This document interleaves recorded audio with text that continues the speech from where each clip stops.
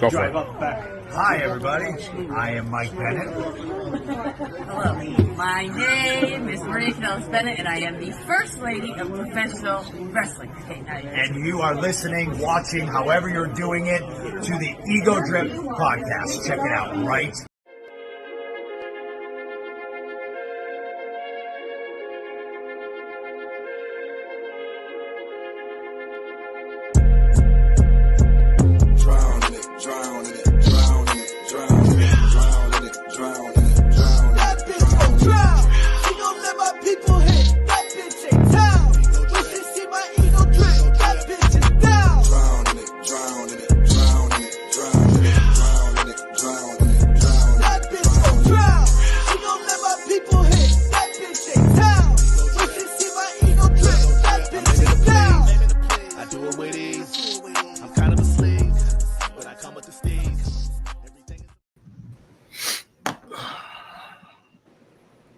Everybody do hand stuff. Everybody do hand stuff.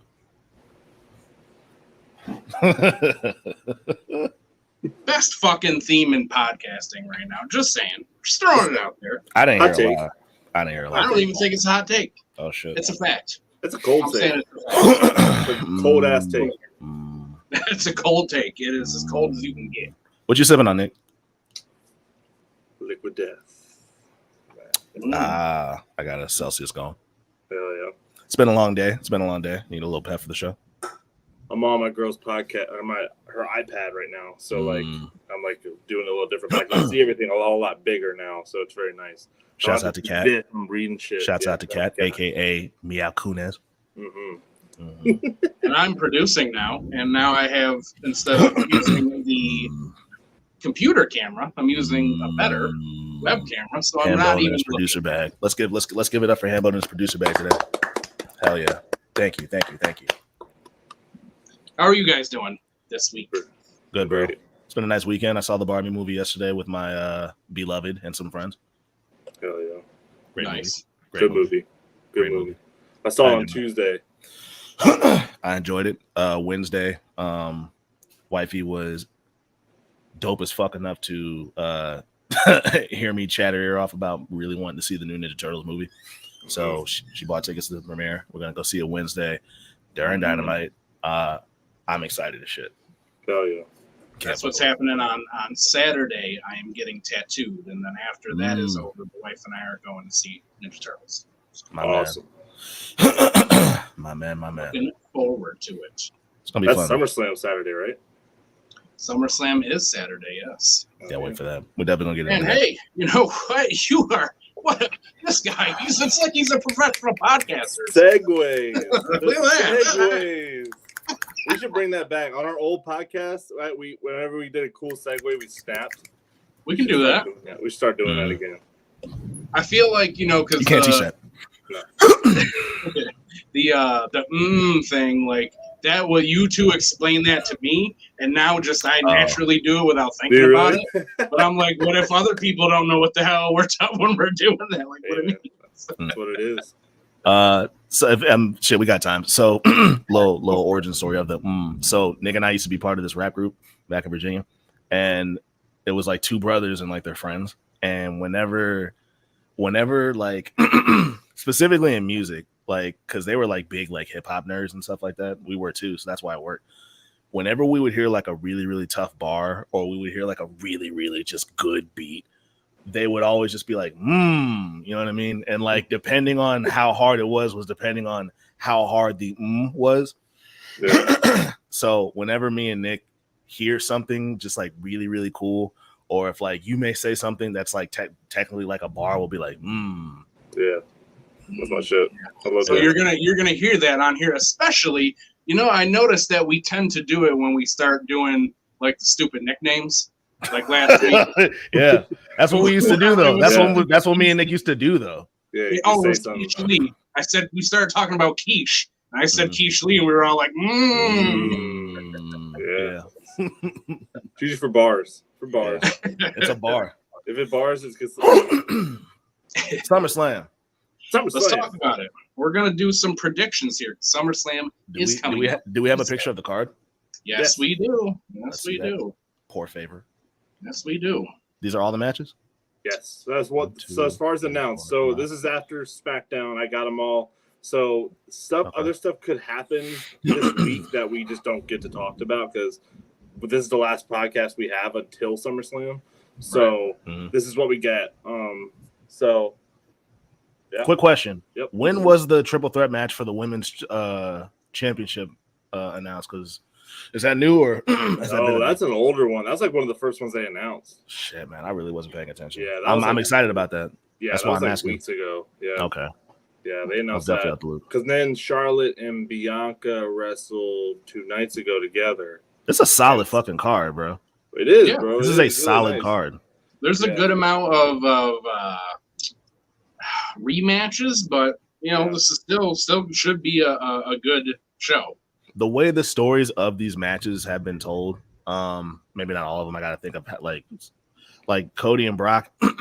I was even after the first match, I didn't want a one-off from Cody and Brock. So I'm cool with with that rematch. Seth versus Finn. I don't know about y'all, and I know we're about to go through it. I'm convinced that Finn is going to win. So that's why I'm cool with that rematch. What else we got here? I think that's technically the only thing that I was almost like, okay, this is kind of a rematch, is the 3-way between the women, just because we've been seeing those combinations for months now. It's not really a rematch because we haven't seen a triple threat yet, but we've seen this combination of these 3 women for the past couple weeks. Just on name alone, I'm with it. You said what, Nick? I think we should go one by one and talk about them and see what our Let's do it. I actually want to get a notebook because we were doing predictions before we went off the air. So I kind of want to get back to this. I'm going to write down who we think is going to win. Sure. Yeah. Oh, yeah. I will say, though, my only issue with running back Cody and Lesnar again is this is match number 3. And it's match number 3, and it's just a match. This should be something that's more. It should be a cage match or a Hell in a Cell or something. That's what I was telling Nick. I think like the other day was just I kind of wish that this match had a stipulation since the first 2 was just regular singles matches. I would have been cool with something like. I mean, we could still get something tomorrow for all we know.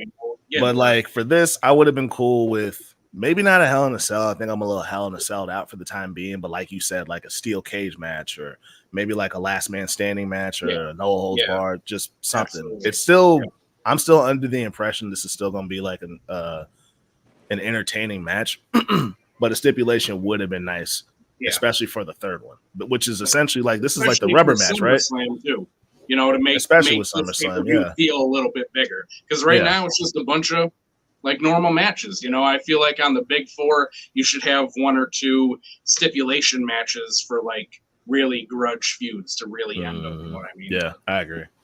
But who knows? Who knows what we'll see tomorrow? Something might happen. So how we feeling about this Cody versus Brock? How we feeling about it? Aside from what we just said, and who do we got winning? Andy, let's start with Hambo. Yeah. So I mean, I'm sure it'll be a fine match. It'll be all right if it's just a normal singles match. Do you care about this feud? I don't. Tell me why. I just don't feel that enough has been put into why Brock did what he did to make this interesting. And it's a lot of just, Cody comes out, says the same thing every week, and every now and then Brock attacks him. Like, that's the whole story every single week. So it's just not doing enough to interest me. Okay. And also because I feel like for fans like us who are watching like every week, we kind of also are looking at this like, you're just doing this to keep Cody away from the title right now, right? Like we have that in our head already. Like It's just a distraction. So it's hard to get into for me. But if I'm picking a winner, I'm saying Cody. I think Cody has to come out of the feud in general to continue on. So Cody's my pick. I definitely think Cody. I think we're going to see something a little more violent than normal. Unfortunately, like you guys said, I'm a stipulation slut, so I really wanted to see something like really done here, but like it just wasn't that. This could have been anything. I mean, it could have been just anything, just different. And Because we haven't had stipulation this whole feud, have they? Just normal matches, right? It's a third match, and they've only been just normal singles matches. So yeah, see, that's where I'm like, fuck. So yeah, I'm. There we go. I would hope. Or that, even if they had made it like, you know, because obviously we're trying to. This is like Cody has to overcome, right? What if they turned it into a submission match because Brock had tapped him out? What if you made it so that Cody actually taps out Brock Lesnar? Like, imagine how that would get him over. You know what I mean? That'd be even something simple like that would make it more intriguing. Just something. Yeah. I think I'm excited to see the match just because y'all know I love Cody, and I think I've been vocal enough in expressing how much I'm enjoying this run of Brock Lesnar because everything I was saying about him prior to this year, it's been like a complete 180. Yeah. I mean, we see Brock Lesnar more than we see Roman at this point. And we see Brock wrestle more than we see Roman wrestle at this point. Say, he's wrestling more than him too. Yeah, that's pretty crazy. So just off that alone, I'm fans of both guys. So I like that. I'm enjoying the trilogy. But I think what would have made this a little more, what would have made me invest a little bit more, it's kind of to add what Hambo was saying, is that we don't know why Brock has an issue with Cody to begin with. And every week, Cody is the one that comes out and does all the talking. We haven't heard Brock say shit. Right. He just shows up, he beats his ass, and then he dips out.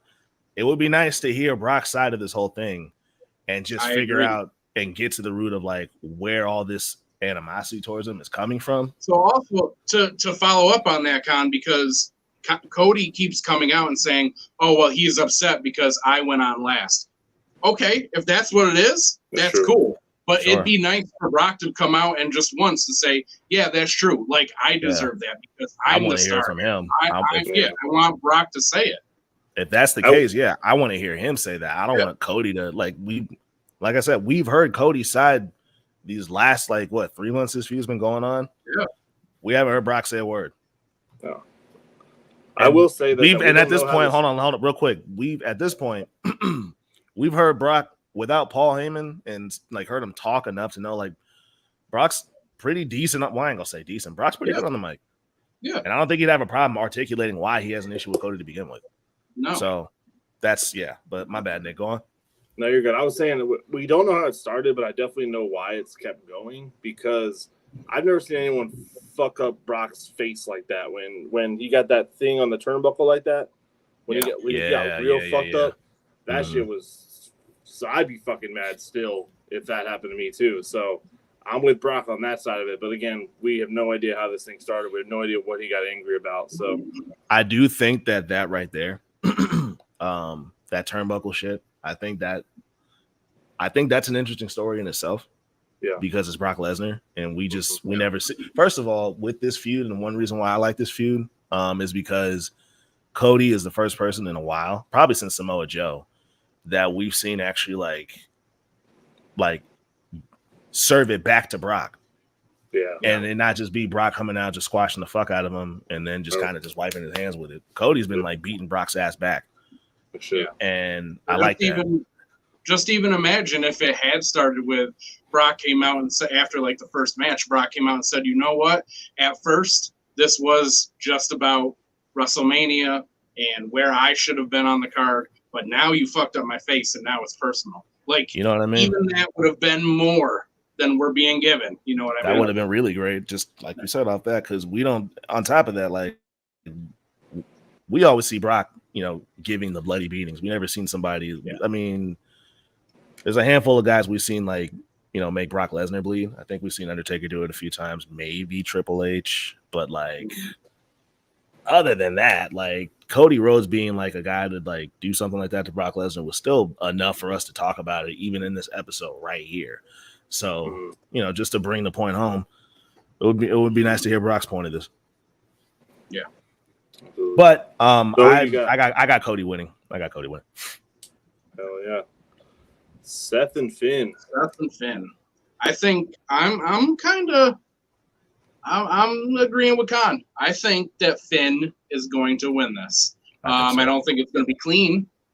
But I do think that he's going to win so that we can explore him and Damian Priest more. And honestly, I mean, I love Seth as champion and all that, but I'd like to see a run out of Finn. I'm not even a huge Finn fan. Like, I'll straight up admit that.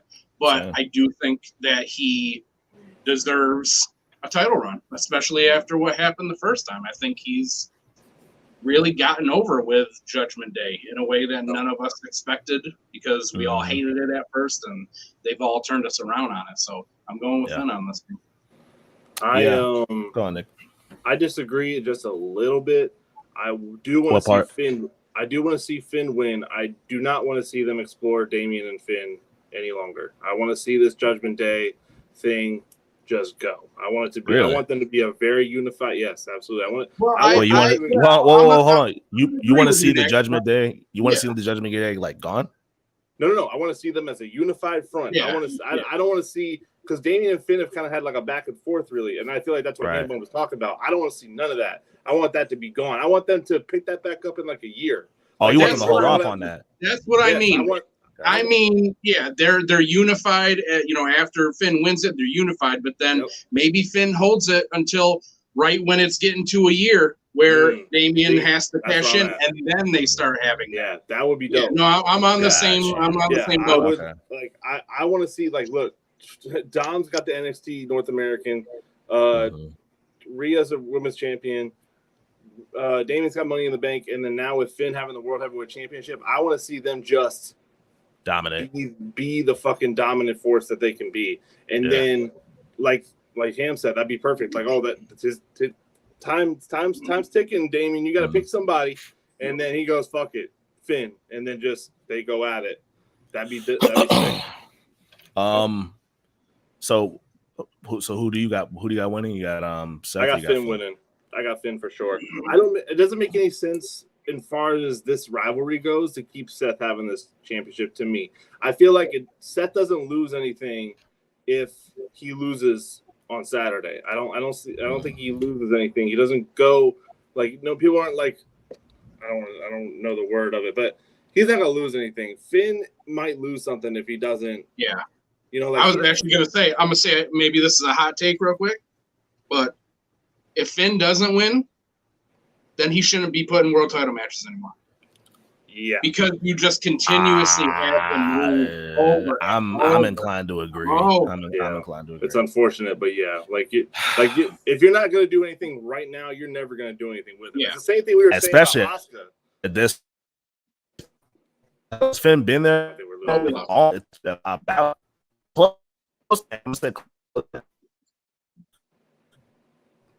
We're losing you, Con. We're losing you, Con.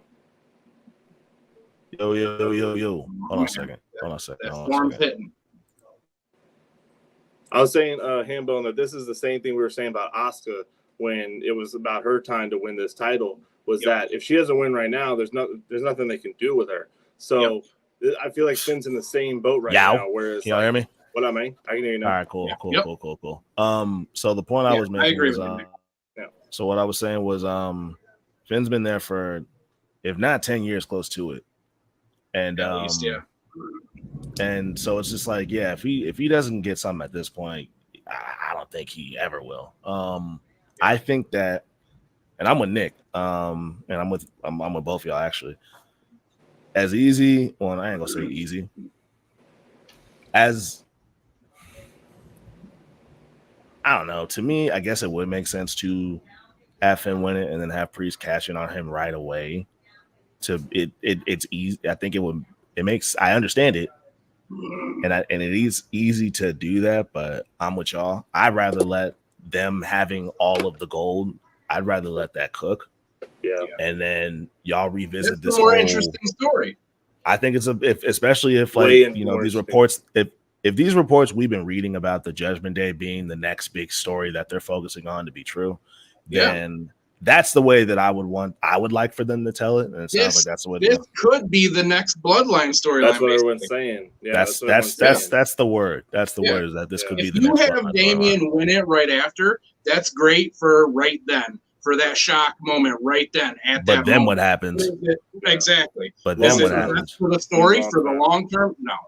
No, the better story is to explore that over at least a year or so, Absolutely. And on top of that, I kind of want to see, because even if they were to have Priest do that, as much as we've seen him in WWE, and considering that he's not like a homegrown WWE talent, I'm actually pretty amazed at how well he's doing in WWE. But at the same time, he is a big guy, and we know how WWE feels about big guys. Yeah, since he's been there, proved himself with that Bad Bunny shit, though. Yeah, Because yeah. Bad Bunny was a big get for WWE for him.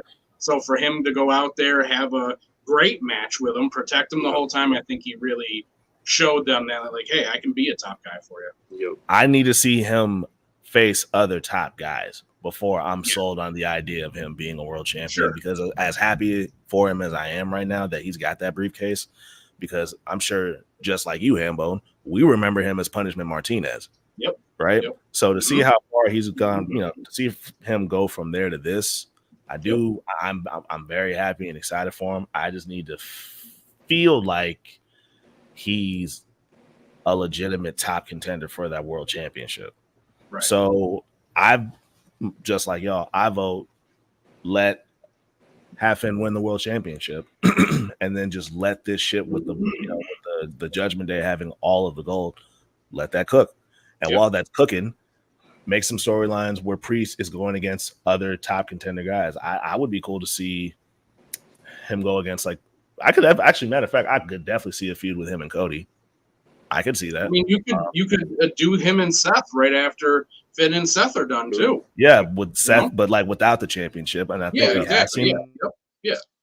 Yeah, no, for absolutely. I would even be down to have him go against Austin Theory, even though I don't really consider him a top guy, but he is a champion. So Theory, I would even dare us to say, and I don't know what's going on with him, but if he were to come back, I would be down to explore a feud between Damian Priest and Bray Wyatt at some point. Yep. Yeah, I'd be down for that. I would also. So, but yeah, I got Finn winning for the World Heavyweight Championship. Hell, Damian could be the one that takes it from Gunther. Wait, what you mean, like take the IC champion away from him? Like cashing it in on him? Yeah. I hope he doesn't do that. They when they announced this Money in the Bank match, they said that they changed the rules to where you can go for any title you want. Yeah. Sure, but like, why would you when it's like if hypothetically speaking here, right? Hypothetically speaking here, let's say Finn beats Seth, right? If I'm Priest and the World Championship is that close to me, I wouldn't be thinking about Gunther. Yeah, but if we're sticking with the theory that that's my guy and we're Judgment Day and we're gonna hold all the gold, then he's not even thinking about Finn. That's just me. If we're boys, I'm not thinking about your title. I'm thinking about my own title. Cashing in on Gunther to me for Priest is pretty underwhelming. Yeah. So I hope he doesn't do that. I hope he doesn't. But we'll see. I don't know. And my thing is too, if you're thinking like, all right, you're putting yourself in Damian Priest's shoes. I go, okay, my boy's world champion, but he'll probably lose that before a year. So I'll just wait, and then I'll go after whoever takes it off him. That could be. You gotta be realistic. He's my boy, but he ain't gonna be champion forever. You know what I'm saying? That's true. Yeah. That's true. And knowing Finn, he'll only hold it for like a day. So. We hope that's not the case, considering like how we all feel like he deserves a good run. We hope that's not the case, but you never know with the show that we watch that he's on. Who did you pick for this, Con? I got for Finn versus I got Finn. All right, Oscar, Charlotte Flair, Bianca Belair. Mamma mia! You got real Irish there for a minute. Oscar, Charlotte Flair, Bianca Belair. Banger after banger. I love the Prince of Pop. I don't know with this one. I can't call this one. I do. Okay, so go ahead. The whole thing's gonna happen, right? It's gonna be a good match. Blah blah blah blah blah. Oscar retains. Boom. Io Sky's music. She comes out, Asuka's hurt, she gets it and takes it from Asuka. Very simple. I was gonna say I immediately went, okay, Asuka's gonna win. Maybe not because Io's going to cash in right there, but I do expect a Asuka versus Io feud. So yeah, I'm saying Asuka too. Either she does it right there, or they immediately go into a feud. I would like both. If they cashed in and then went into a feud, I'd be down with that too. Yeah. She cashed in and wins, and then they still have like a couple different matches at pay-per-view and stuff like that. I'm down for that. Yeah. Io Sky can do wonders as a champion and going against Asuka. That'd be amazing for her. And hopefully get away from Bayley. This feud started off with as Asuka and Bianca, correct? Yes. And then Charlotte kind of just floated in the mix. Floated her way in as she does. Woo! At this point, I'm a Charlotte fan, so I you won't hear me complain, but I get it. The Queen. Bro, I really don't know, man. I really don't know. I definitely don't see Bianca taking this. I do not see Bianca getting anywhere near winning. Yeah, I think she had a long time to have it, and I just don't think it's going to be hers after Saturday. Charlotte might take it because she's Charlotte. That's really it for me. So I got a hot take. Y'all ready? I think I know where you're going, Con. Let's hear it. Okay. I think what number reign would this be for Charlotte if she were to win? Yep, you're going exactly where I'm going. It's like 17, isn't it? No. I think it's like she's either at. I think it'll be 15. I think it'll be 15. Okay.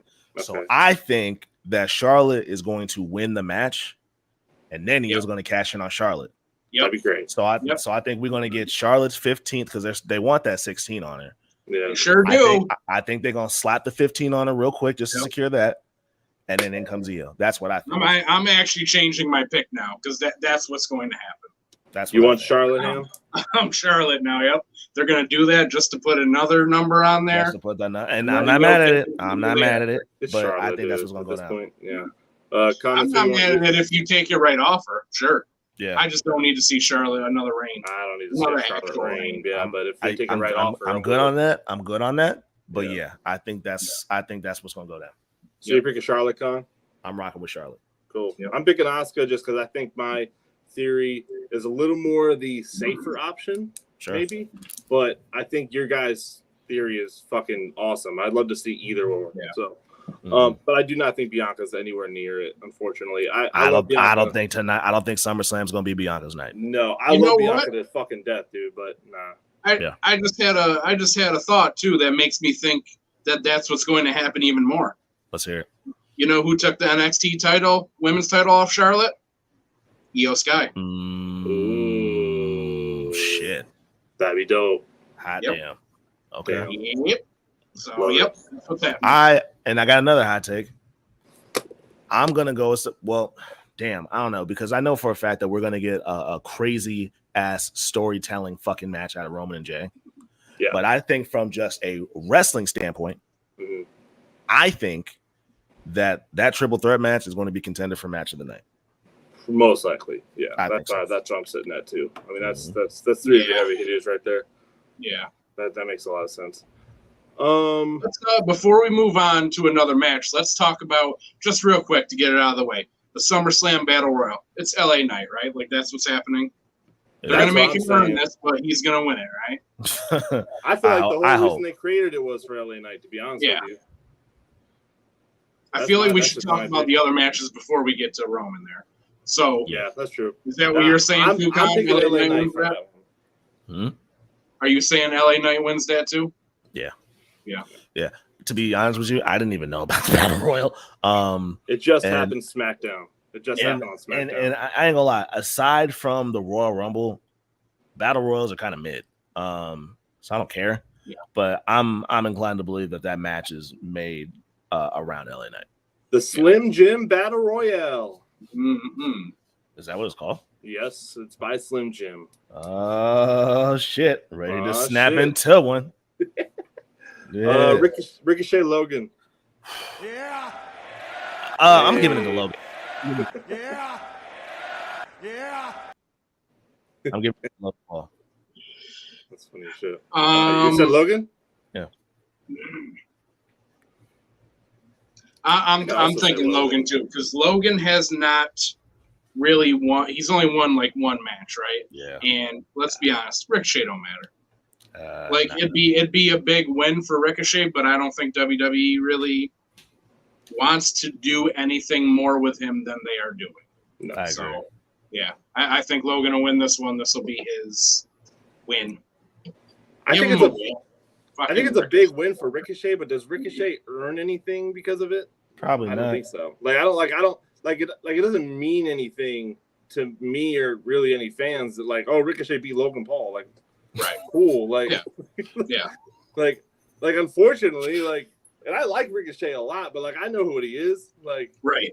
yeah. That's what I was gonna say. The only way that I would say that Ricochet is gonna beat Logan Paul is if I truly believed in my heart that WWE planned to push him, and I do not believe that at all. I don't think they will. No way. Yeah, unfortunate. But yeah, I also picked Logan. I give him a win.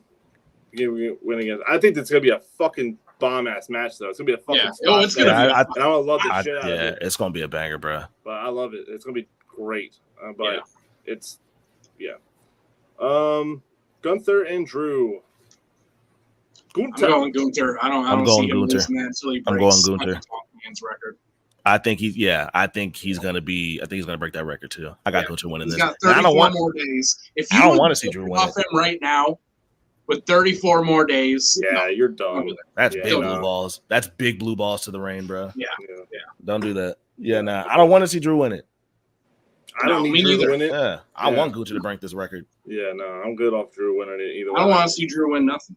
What is He's Drew's? he's the same motherfucker right now he was a couple months ago, and I'm bored. His character's just really stale for me. Yeah, it's really stale for me, especially when he talks. Especially when he talks. Yep.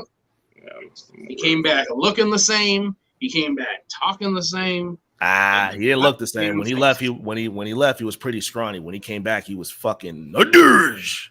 But I don't know if I liked him better hanging out with Sheamus. Listen. Before Drew McIntyre left, he was doing the one man band. You take that photo and then put that next to when he, sure. I liked Drew better when he was hanging out with Sheamus. I thought it was more fun. They're having fun. Yeah. I think I was the most interested in Drew McIntyre, and I'm not gonna call it a hot take. I was the most interested in Drew McIntyre when he was with Dolph Ziggler. Yo. I don't remember that. So. I just came up with maybe an interesting storyline for these two. Hit it. Okay. Drew McIntyre loses this match, right? Mm-hmm. And then he decides he's going to join Imperium. But he does it so that he can break them up in the future.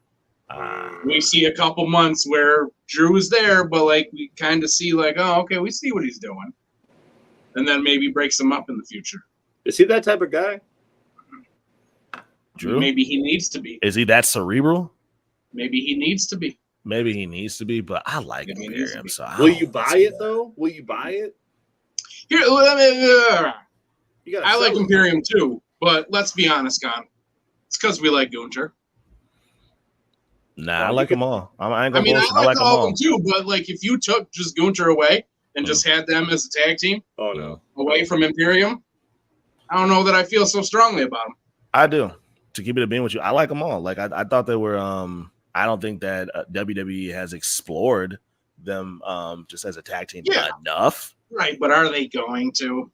They're not going to. But I'm saying, but what I'm saying is, me personally, that scenario, I'm not a fan of it because I like Imperium so much. Okay. Can we, before we ask Nick though, can we talk about fucking Corey Graves's Ludwig Kaiser impression? Did you guys hear it on SmackDown? No, but I heard about it. I was trying to find a video. Spot on. I literally thought that he took the thing and was on commentary. I gotta hear it because I kept hearing people. I kept seeing people tweet about it. It was scary. That's really funny. Nick, what say you? Yeah, I'm definitely saying Gunther. You're really not giving. There's no. If WWE is really trying to break their records, I think that's even more so like or trying to keep their records fresh, I should say. That's even more so fuel for the fire for Charlotte to win.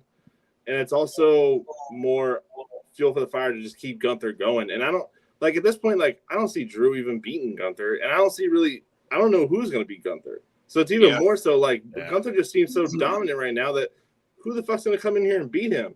The only person I really want to beat Gunther is Sheamus, and the only reason I want that is so that Sheamus can have the IC title he's never had.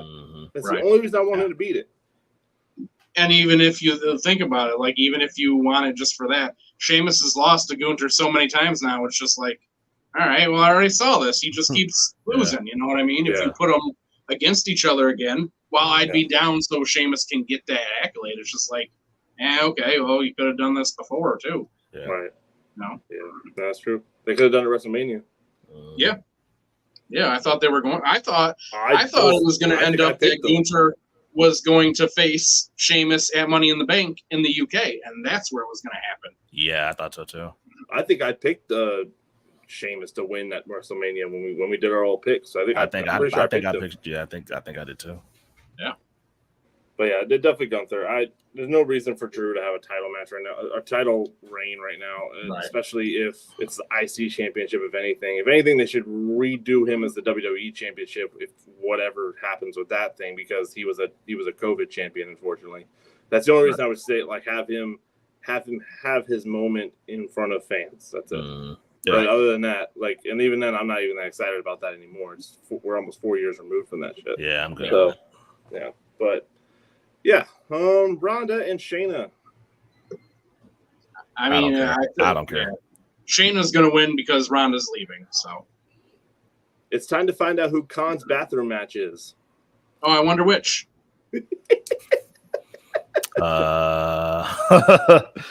Damn. Roman Reigns and Jey Uso. Ooh, boy, what a stinker! Me too, bro. Me too. Yeah, I'm not even gonna watch any of that. The bathroom matches, honestly, it's. And I'm gonna do that TikTok video, bro. I'm gonna do that video. If I do the video, should I say what my bathroom matches are gonna be on here? Or should I make it in the video? Do both. Yeah. No. Save it for your TikTok. Tell it. Because I'm looking at 3 right now. Well, I'm looking at 2, but yeah, I'll do a TikTok for it. Yeah. I mean, let that be a you thing. That is a you thing, bro. Because you just be saying that shit, and it's really funny to me. Like that's a bathroom match, bro. I'm not gonna watch that shit. That's just really funny to me, bro, and I love that. Yeah, we'll save it for that. But I don't care about that match, bro. I don't care. I don't care about that either. I picked Shayna just because I don't want to see Ronda win. I like Shayna a lot. I have always liked Shayna. I have always wished that they pushed her as a killer on the main roster, and they have not. So I am interested just to see, because I do think she's going to win.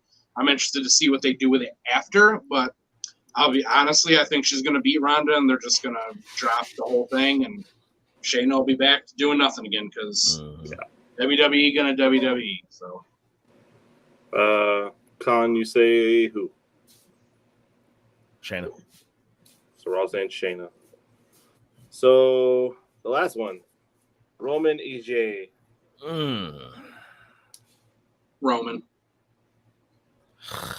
Jey Uso's not going to be a world champion. I don't think SummerSlam's going to be Jay's night. No. Interesting. No. I don't think so. I think they've built him up. I just don't think SummerSlam is the night we see a title change. If this storyline has taught me anything, it's that it's going to go on for a long time. It's going to be a minute. Yep. And something tells me that Jimmy's going to show up. I would hope so. Yep. I would like. Here's the thing: if this is a tribal combat thing, no holds barred, no DQ, whatever you want to fucking call it, everyone's showing up tonight. Especially Solo. Solo's coming.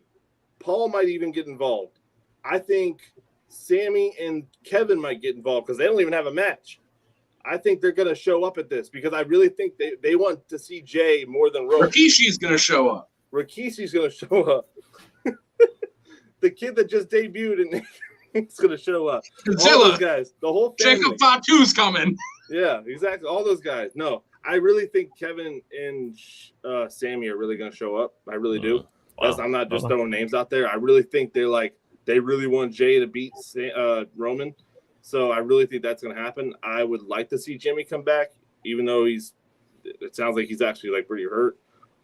Solo's definitely coming. Roman, Paul might even pop in. I don't know. Jimmy's not actually hurt, is he? I thought he was. I'm not really sure, to be honest. I never looked into it. I just went with the story. Google it real quick. Yeah, do it. I figured he was actually hurt, but I could be dead wrong. Yeah, I thought it was injury. Foreseeable future, he's out of action. So that makes me. I mean, unless they just wrote him out of the story. Seems weird to me. Yeah. I mean, it's from what I'm seeing, it doesn't seem like it's like, oh, this is actually the truth. Mm-hmm. It's all part of the ongoing storyline. Yeah, which leads me to believe he's probably going to pop up. Which leads me to believe he's probably going to pop up at SummerSlam. I mean, Dave Meltzer is saying that it's storyline, but fucking Dave Meltzer's a hack. So who knows? Dave Meltzer's a fucking hack. Yeah. 1 star. This podcast does not stand Dave Meltzer. We're bringing that fucking segment of shit takes, by the way, because I want to fucking just clown people for their dumb takes. I do too. I'm all for that shit. I do too. Yeah, no, I'm not worried about Dave Meltzer, but yeah, everyone's gonna come to this and fight, and I know it's a really played out fucking thing, but this could be where Dwayne shows up. All right. Especially right now with the actor strike. I'm like 15% on Dwayne showing up, only because it's tribal combat is the only reason I think it's like, okay, maybe, but I'm not gonna bet on it. But I'm gonna be honest with you, bro. I was under the impression, and I'm wrong because we don't know what a fucking tribal combat match is, but I just assumed that tribal combat, like they're gonna do this based on quote unquote some type of honor code. So I just assumed that in a tribal combat match, although technically a no holds barred match, it would be like on some like just you two, nobody else type shit. Like that's what I took it to, especially because Roman stopped Solo from hitting him that night. That's what that's what I thought when I saw that too. But I don't know. I took it as like some Black Panther shit. Okay. Yeah. Well, if two of us, everybody else has to stay out. That's what I thought. That's the tribal combat. That's what it is. Yeah. That's how I took it. Because I personally, I don't want to see no run-ins. I want to see, if we're trying to build up Jay and we're calling him main event Jay, let's see how he does on his own. Because again, I don't think he's gonna beat Roman, but I didn't book the match, so there's a 50% chance that WWE might say SummerSlam is gonna be Jay's night, and if it is supposed to be Jay's night, then make it Jay's night and have him beat Roman's ass without Jimmy, without any outside interference. Same thing with Roman. I just want to see a very violent match with a clear-cut winner. If Roman cheats, like a low blow or some shit like that, well, it's a no holds bar. So technically there is no cheating. I don't want to see no fuckery in this match. My thing with the Jay thing, I just don't see the Usos ever breaking up as a tag team and having a single run like that. But more so, if you give him the title, then what? Right. Yeah. Okay. Especially after the run that we just seen from his cousin. Yeah. So he just beat that run. Okay, and then what? Yeah, and that's another reason why I'm like, I just don't see him winning it, because it's like, obviously, it's damn near impossible to follow that up. And now you're his cousin. You know what I mean? Like you're the cousin of the guy. You're the cousin of him. So like, how do you follow that up? Yeah. What storylines are we going to put you in that are going to be, if not as compelling, damn near? Like, what stories can we? And I mean, obviously we got to let it cook, but like, what stories can you tell with Jey Uso as the world champion? Yeah, and to make a comparison too, say that Cody had beaten Roman at WrestleMania and was the champion. Yeah. Then you go into Cody versus Brock and go, okay, yeah, that's a world title feud right there. Mm-hmm. If Jay beats Roman, I don't care who the fuck you put across from Jay. I go, this is the world title feud. Jay Uso versus, I don't care who. Like, it just doesn't. Like, no, not to disrespect Jay, because I mean, Yeah, like, I mean, we're all aware of it, but like the like- optics of it, like you put up, Yeah. let's play with that idea, right? They make a poster for what's the pay-per-view after SummerSlam? Payback. Let's just say it's Payback, right? Hypothetically speaking, here, Jay beats Roman. Jay beats Roman, and there's no rematch, right? Mhm. The next match is who's on SmackDown? Give me some top guys on SmackDown. Oh boy. Fuck. Jey Uso versus, I don't know, for the fuck of it. Jey Uso versus Rey Mysterio. Ooh. Yeah. Jey Uso versus fuck, man. Santos. I'm not even buying into that for real. I'm not either. I'm just spitting out names right now. Yeah. Just trying to think of people on fucking SmackDown. Not too sure. Jey Not too Uso fucking sure. versus AJ Styles. Brock. Not here. I ain't gonna bullshit. I might want to peep that. That's a formula. That sounds interesting to me. But on the card, like you look at that poster, you see those names. Yeah. I don't know, bro. Especially like again, where AJ Styles is right now. Yeah. Because Jay versus fucking Bobby Lashley. Yeah. Yeah. It just even then, bro, like that just sounds uneven to me. Yeah, exactly. Yeah. He is just not. The Usos have been extremely elevated by this whole storyline. There is no argument for that. But he has not been elevated to, okay, this guy is a actual main eventer that we can put in there with other main eventers and people are going to buy it. That just has because not you happened. call him main event Jay, I'm sorry. As much as I fuck with him, as much as I fuck with Jay, just because you call him main event Jay, that's not going to convince me that he's main event Jay just yet. Right. Yeah. Right. All right. So, there the only is. thing we disagree on for SummerSlam is the triple threat with the women. And I say Asuka, and you guys say Charlotte. Everyone else, we picked the same people. So seems we're here. But I'm enjoying. Are you guys excited for SummerSlam? Yeah. This is gonna be. Very I think it's gonna be pretty. I just went back and I was on TikTok watching clips from WrestleMania Backlash and just remembering how good that was. And these last couple pay-per-views that, in my opinion, I'm gonna say every pay-per-view since WrestleMania, I haven't had a complaint about it. I've enjoyed each one. Yeah. Hell no. Yeah. WWE goes all out for the pay-per-view, so I'm never gonna really complain about them. You know, I might complain about some outcomes, but the matches themselves are always enjoyable to watch. Definitely. Yeah. All right, so what are we doing let's next, move Sam? on to some headlines. Let's do it. Start with this. Orange Cassidy gets promoted to an agent producer with AEW. Wow. He's got another job. I thought that was really cool, especially with his whole fight he had on Dynamite with AR That's Fox. tough. And this was announced like on Monday morning. Yeah. Wow. Like it was one of the first things I saw when I woke up the day after our podcast. I was like, oh shit. I was like, I'm gonna throw this in there because I fucking love Orange Cassidy. So for him, he's had a pretty damn good year, bro. Bro, He's had a pretty good fucking year. He has made this title matter more Very than much the so. TNT title. Very much so. And I think because of that, like he's the perfect person to put in this role. Like he clearly has a handle on how to put on a good match and have a back and forth and all. So he's the perfect person to be doing this. I agree. So fucking give it up for Orange Cassidy, man. Fuck yeah. Hell yeah. That's definitely. Yeah. What up, man? What up, man? This dude.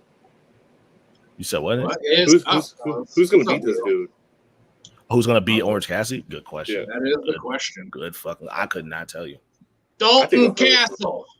I would like that. I'd be all right with that.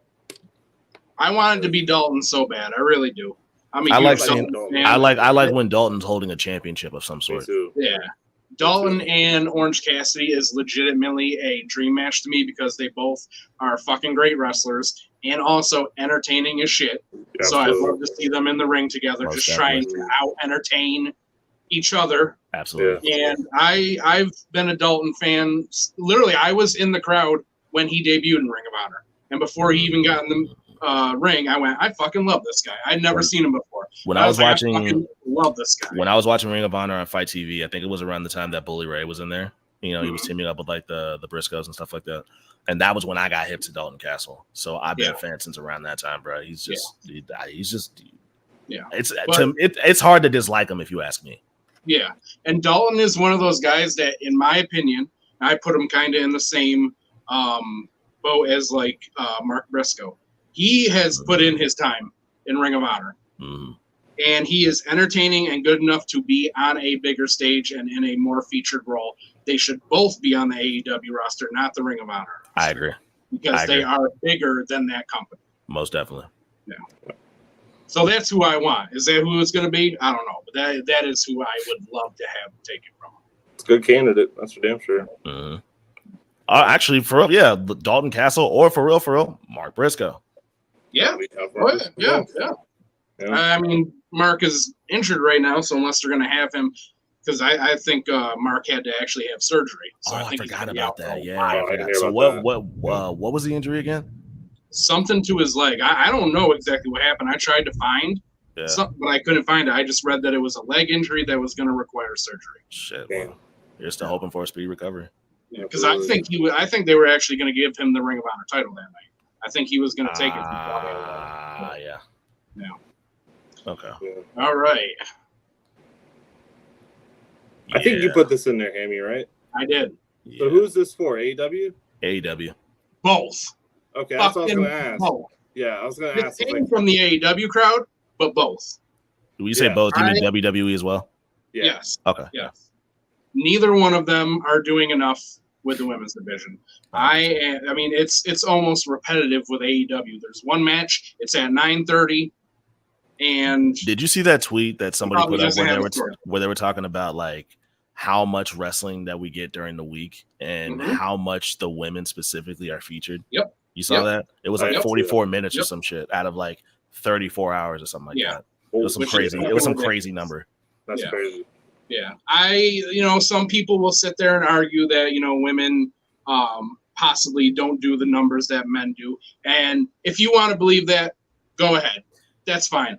I'm not going to argue with you on that. Sure. But to believe that they don't deserve more time than they're getting with the amount of wrestling that we have, with the amount of women that are on a roster, is fucking ridiculous. It's pretty crazy, dude. Yeah. Like even WWE, though, we're only seeing the top women get pushed. Like there's like 30 women on the roster who just are never on TV. Now, y'all know me. Y'all know I love AEW. Y'all know that's my show. Y'all know that's my number one. But I have to say, and maybe this is a little harsh, I think that the women's division in AEW is in the shitter right now, bro, because it's just like it's still being built around it.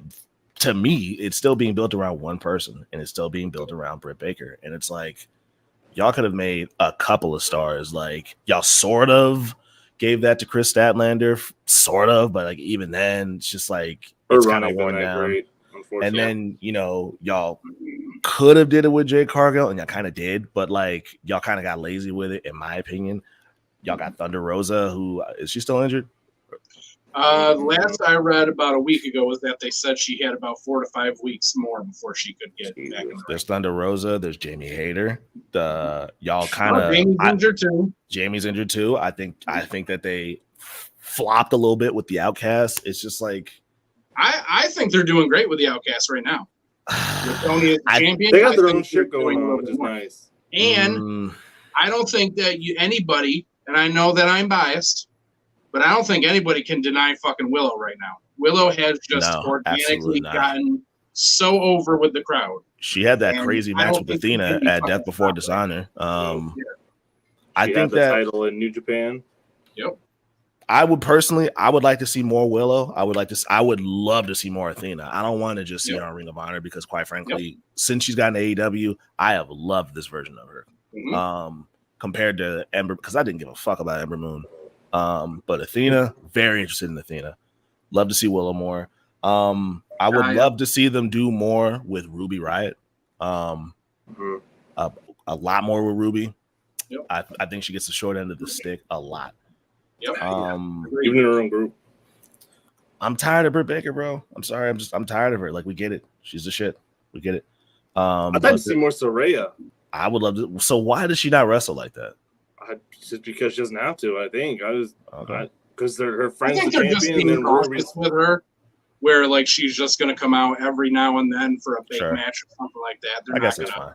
make her go every Yeah, week. that I I get on that. the Daniel Bryan recovery type. Yeah, True. so I understand that. Also, But Taya, there's Taya. What the bro? Like every time I've seen Taya since she's shown up in AEW, Oh. she loses, and I'm a huge fan of Kira Hogan. They're doing nothing with her. They're not. Yeah, she just just had a match on lost Collision. She had a Collision squash last match, night. Yeah, man. Martinez out of nowhere. AEW's women's roster is pretty fucking stacked, if you ask me. But it's just like, Yeah. what are y'all doing with it? not doing nothing. Yeah. Even WWE, there's only 5 women in the SummerSlam with a possible 6 if Io comes out. Yeah. Like Yeah. this, like and it's all the top fucking girls that like Asuka, Flair, like in Belair, like that's the top. That's the top people. Like this, you're not showing any of the other people. Same women we've been seeing for 6 straight months. Yeah, in like the top. like I could have guessed Over this and 2 over years and over. ago that we were gonna see this. Yeah. Like this is like yeah, we're gonna see Charlotte, we're gonna see Bianca, we're gonna see Asuka, we're gonna see Shayna. The only reason I was surprised Becky's not on this. I didn't even think about Becky's not even on it at all. Becky ain't on there, especially with the shit with her and The Trish. whole That thing's looks like it's going still with going Trish. on. Right. It's like that might get announced this week. I don't know. Maybe, But as far as I know right now, we don't know nothing. Like nothing's happening.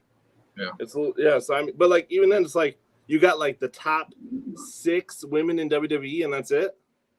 Like there's just nobody else. Yeah. Everyone else is just doing. I mean, look at like Emma. I mean, they brought her back, and it's like, okay, for what? That was look at Mia Yim. for Mia jack Yim shit. she's not doing shit. Like Emma's return specifically baffles the dog shit out of me because she was cooking in TNA as Tenille Dashwood, and she comes back, and all she is now is fucking Riddick Moss's girlfriend. That's it, bro. Yeah. It's like, and bro, you that came has back to been do on this. TV in like a month and a half. We've seen no more development on that. Yeah, man. That's been done. It's been crazy. What's her name? Johnny Gargano's wife. What's her name? Candice LeRae. Candice. Yeah, What's we she haven't doing? seen Candice or Indy. We saw What's she one doing? tag match. Oh out and they yeah, both they're not lost. doing nothing. Oh Where's yeah, I saw that. What's Nikki Cross doing? Like, I saw that they were actually. I guess they had plans for them to bring back the Way, and Vince scrapped them.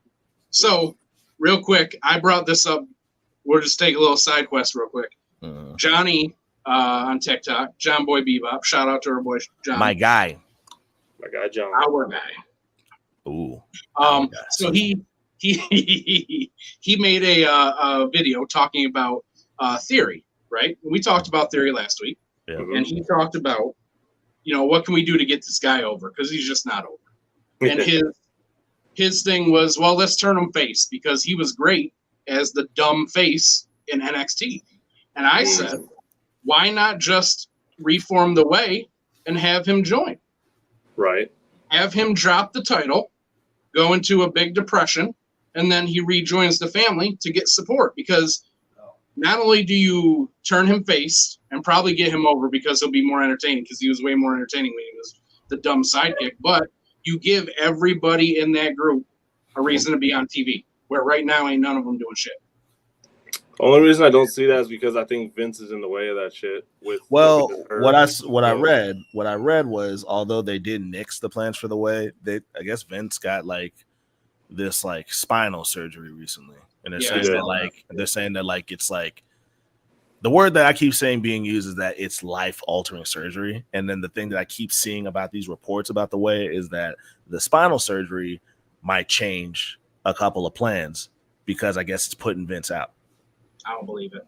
I don't believe it either. Vince will be on life support on He's it. got a phone. Fucking He's got a phone. ready to He'll call in. Yeah. No. So I don't know. What the fuck is on my TV right now? Yeah. What is this shit? What is this shit? Send Austin out of there. Where's John Cena? All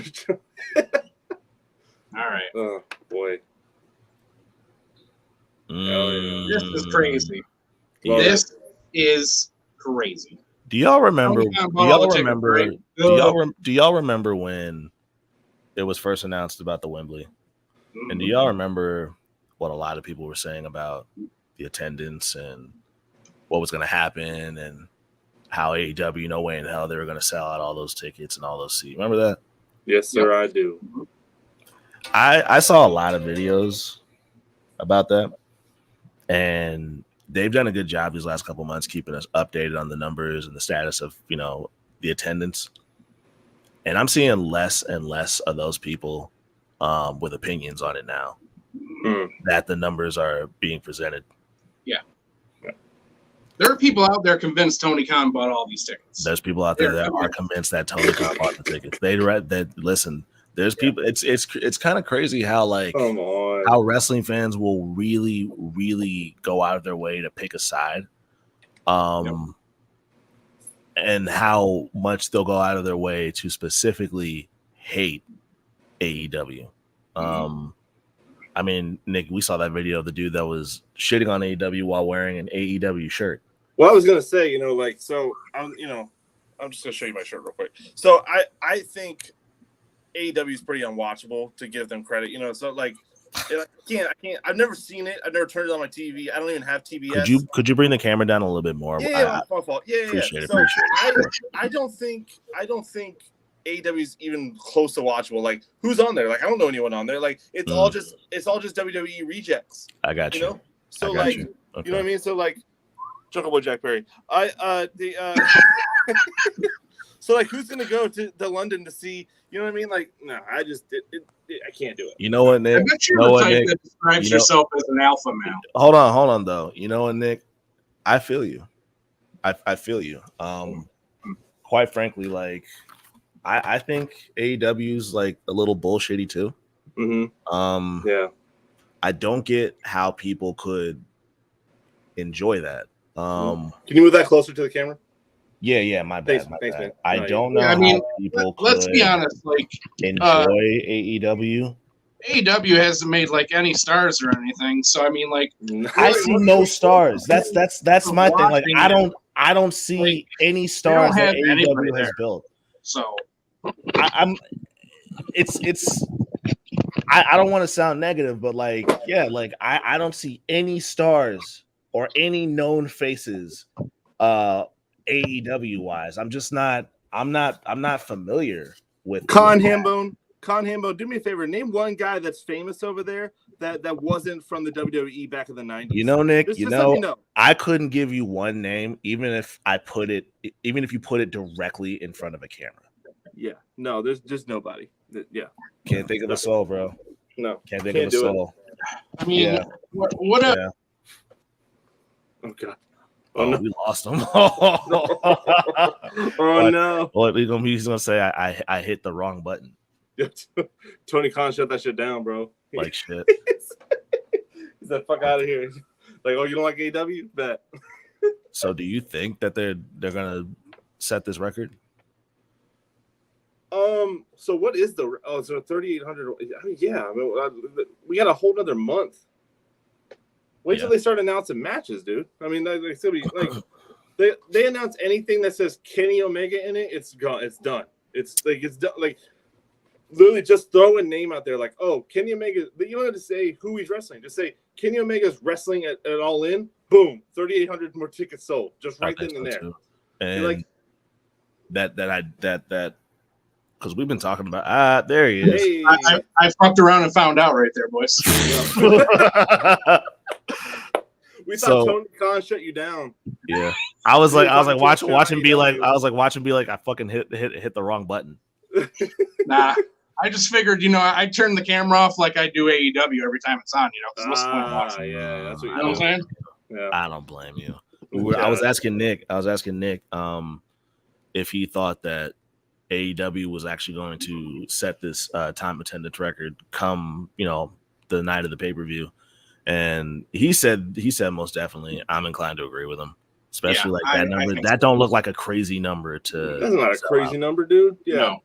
I think what we'll also see is we're gonna see, especially maybe the last week or so, there's gonna be a lot of people who go, oh fuck it, there's $25 tickets or whatever. Why not? Yeah, Let's literally. Go. So we're gonna see those go. I think they will sell out. If Wembley was right down the road, I'd be one of those fucking people. Yeah. It's $25. Fuck it, let's go. That's just it's all the way across the fucking lake. So I can't do it. But yeah, and we also have to remember too that in the UK, it's so much easier for everybody to travel.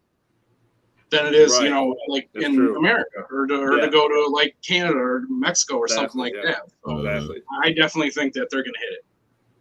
I said I was telling Con. I said you name one person is gonna wrestle. You don't have to spit.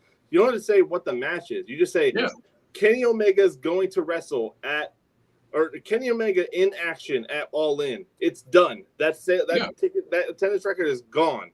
Like that blew it out the water, dude. Because I'm telling you, like they name one person that's gonna wrestle there. It's game over. Hypothetically speaking, here, if they were to say, "Yeah, CM Punk's going to wrestle at All In," It's over. Yeah, especially like I think we're talking about 3,800 tickets. Those will probably be gone, you know, as soon as the UK picks up Collision, because I think Punk saying that clearly says he's going to be on the card in some way. So honestly, by the time we put this in the slide, it probably already beat it. Yeah. I mean, I put this in fucking 4 or 5 days ago. So yeah, we put this in there before Dynamite. Yeah. Like this could have been like we could have had this, you know, already broken already. Yeah, absolutely.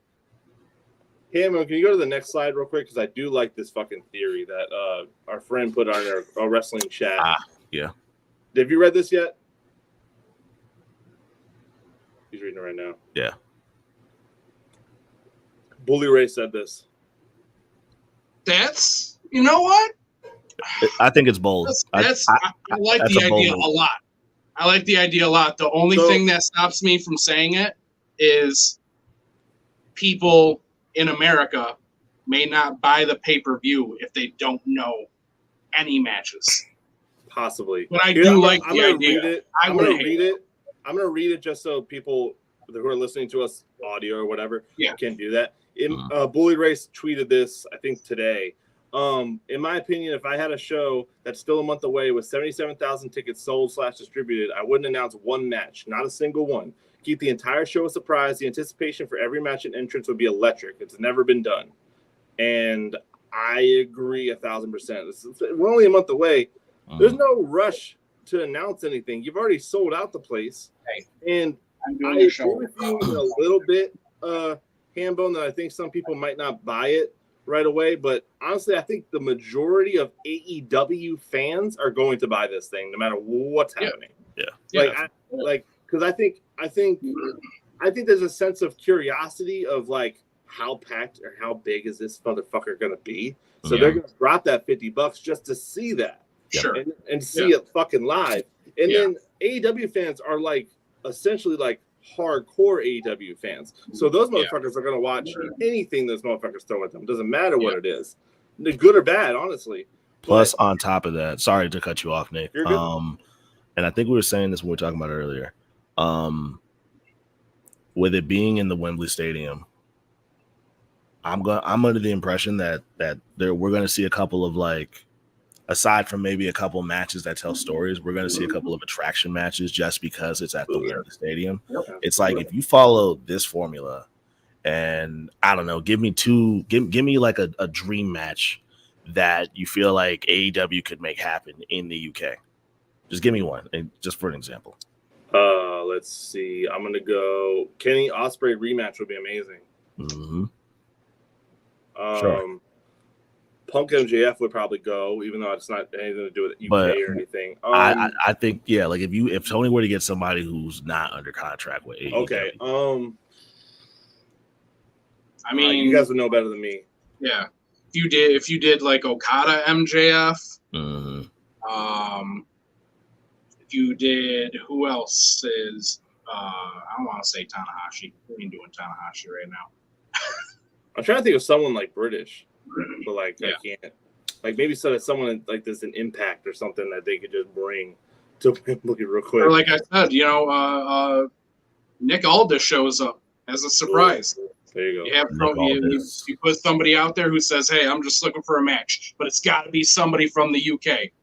Here comes Nick Aldis, makes his debut. Do that, Nick Aldis. You could do. I'm trying to think.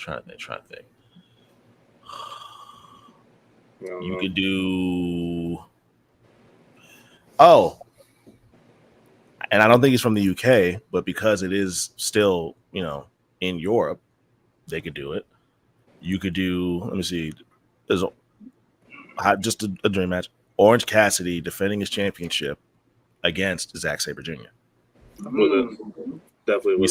They teased that a lot at the last pay-per-view. And after that match, after that Fatal 4-Way, I definitely said that I was down to see just a one-off match with Orange Cassidy and Zack Sabre Jr. Absolutely. I'd like to see Orange Cassidy and Hiromu Takahashi.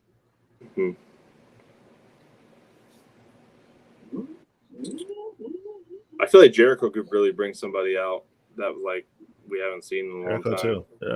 Yeah. Like there's somebody who's like, I don't know, somebody who maybe is from across the pond that we haven't heard from in a really long time, and then Jericho just pulls them out of the weeds and just fucking wrestles them at Wembley. I think that'd be really cool. Or even just somebody that we don't know about. Maybe there's somebody who's really popular on the UK circuit that we just don't know about here in America. That would be a huge pop for the UK fans there. Oh, you show one vignette of that, it's over.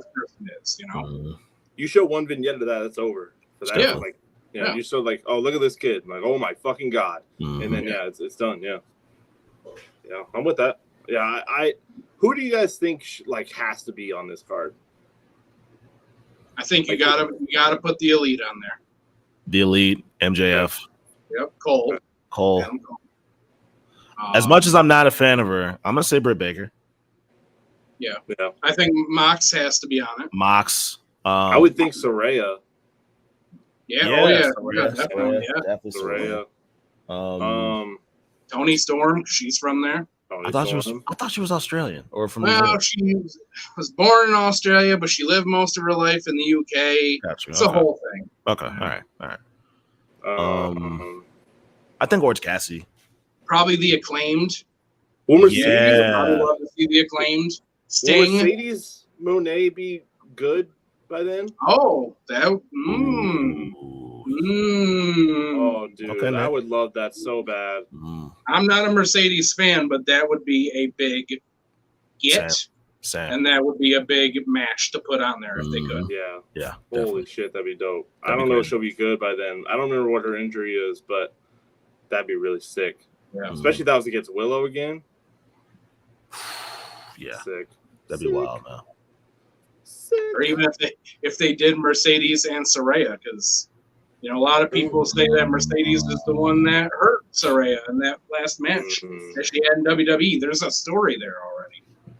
Yeah, no, I'm all for that. But yeah, I think Punk should be on this, even though he sounds like, I don't know if y'all said Punk or because we was talking about some Japanese wrestlers. Another dream match they could just put out there. I would say put Tony because if they wanted to, and if we're just bringing names that don't work for the company, Tony Storm versus Kairi Sane, maybe. Okay, I'd like to see it. Okay, or even against this Julia girl that everybody loves. I don't know her, but I know that right now she's very popular. Who's Julia? Huh? Who's Julia? I'm not hip to Julia. She's very popular right now in Japanese wrestling. She's the one who took the strong title off of Willow. Oh, her. Okay, her. Got you. Okay. I didn't know how to say her name. Iulia. Yeah, I didn't know how to say that name. Okay, so it's Julia. Okay. Yeah. Julia. Okay. Cool, yeah. All right, cool. All right. Kenny Omega expected to stay with AEW. Been a lot of speculation about the Elite leaving at the end of the year when their contracts are up, going to WWE. But apparently, they're expecting Omega to stay. I saw that they were expecting the Bucks to stay too.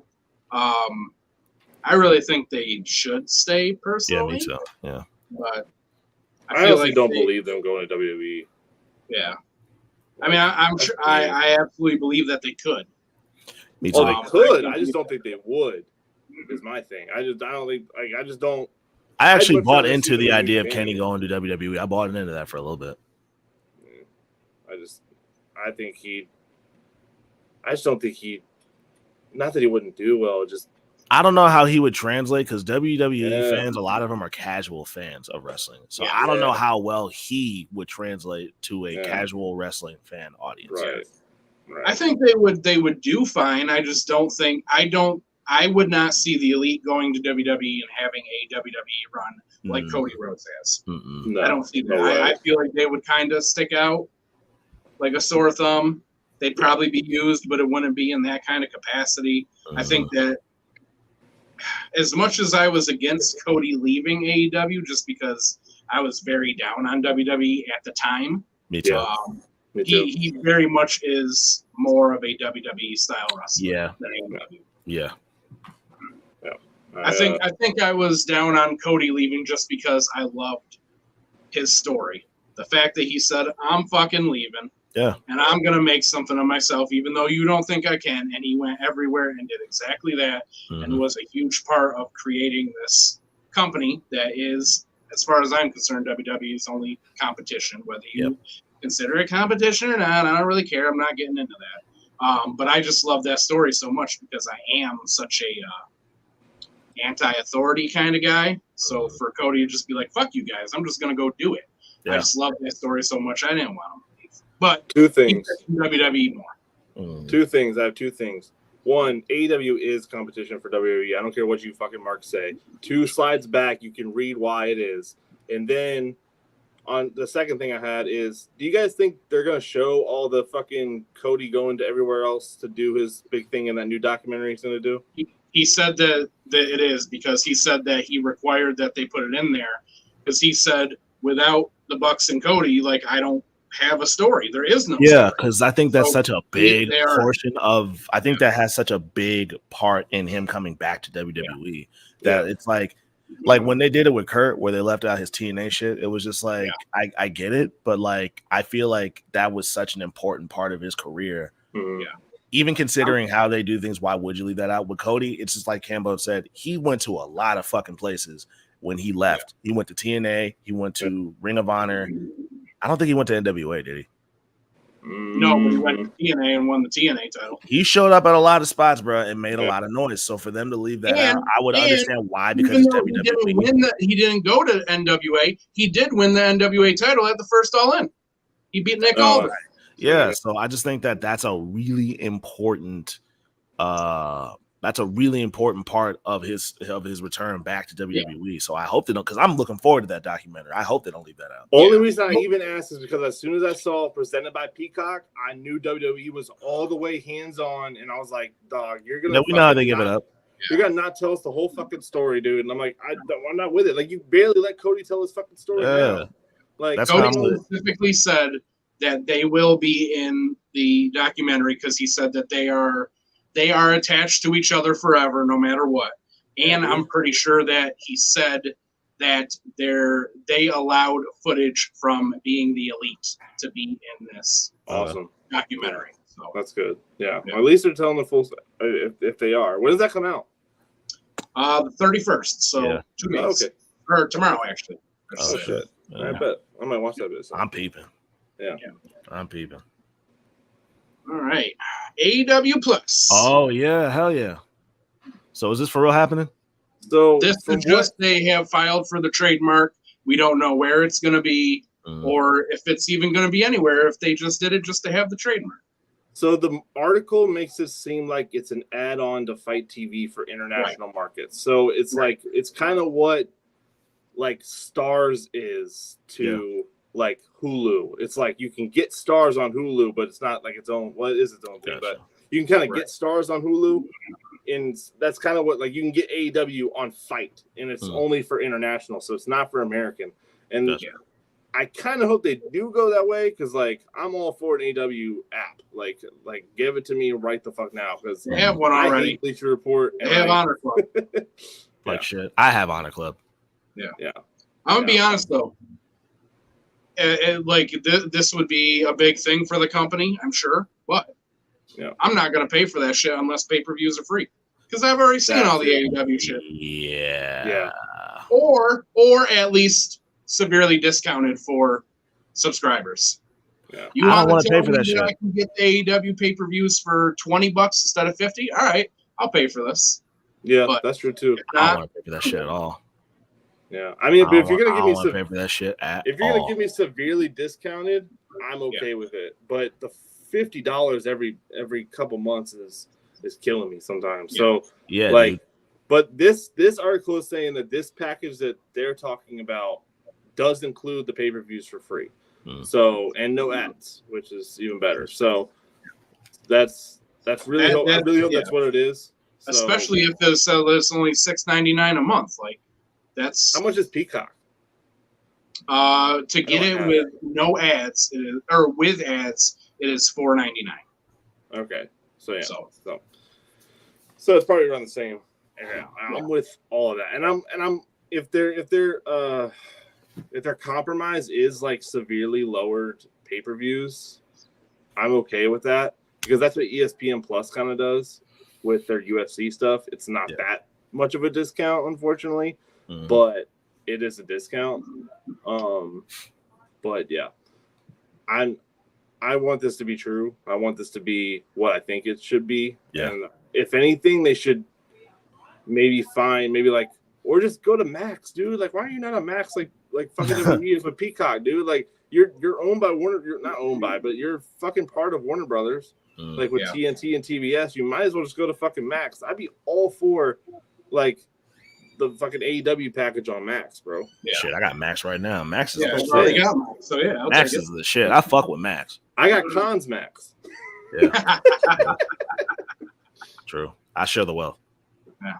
I've got my boys Peacock, so I don't pay for that shit. I got Peacock, but honestly, I don't watch Peacock for nothing but WWE in the office. Yes, I know. Cons Peacock. Yeah. Yeah, we share the wealth. Con, do you have anything of Nick's? I think we Hey, when this comes out, Con, I'll pay for this one. I was gonna say so. Yeah, when this comes no. Nick was. I think for a while I had Nick's Disney Plus account. I think. Okay. I think I did. We definitely shared Hulu once upon a time. We did, yeah. But like then they cracked down on that shit, so we can't even do that no more. Yeah. Do we have? No, I bought a new Netflix because they cracked down on Netflix too. We did too, bro. That was bro. I was using my dad's, bro. I was fucking. We were using Sheila's dad's, and then we were just like, we gotta make our own. Yeah, it was bullshit. Vicky's parents were using ours, and I said, "Yeah, they can't do that no more." Yeah, fuck no. Sign them all out, bro. Yeah. Get them out of there, bro. Sign them all out. I told Sheila too. I said, we not giving this shit to nobody. My parents were using my Amazon Prime account and like buying movies and shit, and like not saying words. I'm like going crazy, bro. Yeah, I'm like, what are y'all doing? Like spending $4, $4 for Red Dawn. Yeah, bro, relax. Chill out, bro. Yeah. What we got next? CM Punk says he's the real world champion. How we feel about this? Here's the question, boys. Where is this leading? Is this leading to Max versus Punk to make a world champion, or is it leading to both shows having a world champion? I have a hot take. I would love if MJF never even addressed this at all. Why? Ooh, I like that. Don't even address the fake champion. Don't even what is the word, bro? Don't even give that guy a response, dude. Like don't even give that guy a pedestal to fucking fuck with your royalty right now. Tell me why. MJF is the devil and the real champion. And if CM Punk's just going to walk around on the other show and claim he's actually the champion, that's just in my opinion, that could be below him. Now, let me ask you this real quick. Do you think that Punk has a point when he says, I never lost it, I'm still the real world champion? Do you think he has a point? He loses me at I'm still the world champion. Tell me why. Because I saw Hammy shaking his head too. He definitely went on TV and let it go. He said, look, I'm injured. I have to relinquish this title. Did he? Did he do that? I'm almost certain he did that. Okay. So I remember him like basically crying doing that. You relinquished this title. I thought that was no. That was the first time. That was the first time. This time was after Brawl Out. Yeah, and they just took it off and he disappeared. Oh. Yeah. Okay, so Hambone, so you tell me why, because I saw you shaking your head when I asked Nick that question. You tell me why. So first off, two reasons. One of the things that Punk said, and I'm a Punk guy, just like you are, Con. Yep. But in that promo, he said, we need a belt on Collision. Well, I've seen the world champion on Collision at least 2 to 3 times now. That's true. So that's not a good point. But secondly, even if you take that out of it, I'm the real world champion. You and everybody knows, take Brawl out of it. You were injured. You were going away no matter what. And I don't feel that when somebody gets injured as a champion, you still have the right to say, well, I'm still the champion. Well, no, you're not. You got hurt. I got agree. it. No. I'm not a fan of that interim world championship. I don't like that shit. Fuck I no. think that complicates the fuck out of it. To me, if you are injured for more than a month, you gotta drop that belt, bro. Yep. Yeah, absolutely. Yeah. I know it's a mid-card title, but isn't technically the TNT championship the championship for Collision? Because it's on TNT. The TNT championship. Yeah. Yeah. The one that Luchasaurus and Christian Cage are. Oh yeah, Jesus fuck! That's not a good reaction to that. No, it's fine. Right now that deserves that reaction. It's fucking Christian carrying around Lucha's fucking thing, but that technically is your championship, dude. Because that is true. I know it's a mid card title, and they yell it as a mid card title, but it's what it is. Like you got. I think that's how it should be too. The TBS title should stay on Dynamite. The TNT title should stay on Collision, and then you have the international title, which can go between both shows. Right. Yeah. So I mean, that's what you got. I mean, I wouldn't be mad at a world title for Collision though. If they wanted to make that a thing, I'd be all for it. Only because, sure, why not? It's a different big thing. Fucking roster. A big ass overflowing roster. Yeah. Yeah, we need something else that's not the same thing. Especially since we're already seeing WWE's version of this too. We've already seen this package being sold to us. You can easily do it over there. Be totally fine with it. I don't know what they'd call it. I think both the TBS title and the TNT title should both be treated the same way that WCW treated their TV title in the 90s, in that those titles should be defended on that show every single week. TBS title should be defended every single week I agree with that. On Collision or on Dynamite, and the TNT title should be defended every single week on Collision. It is their TV network title. It should be on that show every single time there's a show. The network that the championship is on is in the name of the championship itself. It makes sense to me to just treat that as what they used to do with the TV title. It has to be defended every single time the show is on this network. Now, see, that's one thing that I think that New Japan does pretty well, is that you'll take like the New Japan United States Championship or like the quote unquote mid-card championships. They're treated like big fucking deals, despite the fact that they may not be the main championship belt. Yep. And I think WWE and AEW need to kind of take a couple of notes from that. Yeah. I think that TNA. I also think that Impact does a good job with that too, because with the X Division Championship, even obviously X Division was kind of like one of the flagship things it's always been one of the flagship things of TNA, but to also add in the option C aspect of it now, it's like they're doing that very well too with their quote unquote mid card belts. As far as I'm concerned, the TNT title mattered until Wardlow won, or until the Wardlow and Samoa Joe stuff happened. Yeah. That's when it lost everything, because that's when it was just bouncing, just flip flopping. Didn't make any sense, and it just wasn't being treated as a mid-card title. Before that, it was. Yeah, and the TBS championship. Cody had a great run. Brody had a great run. Darby had great runs. Yeah. Oh yeah.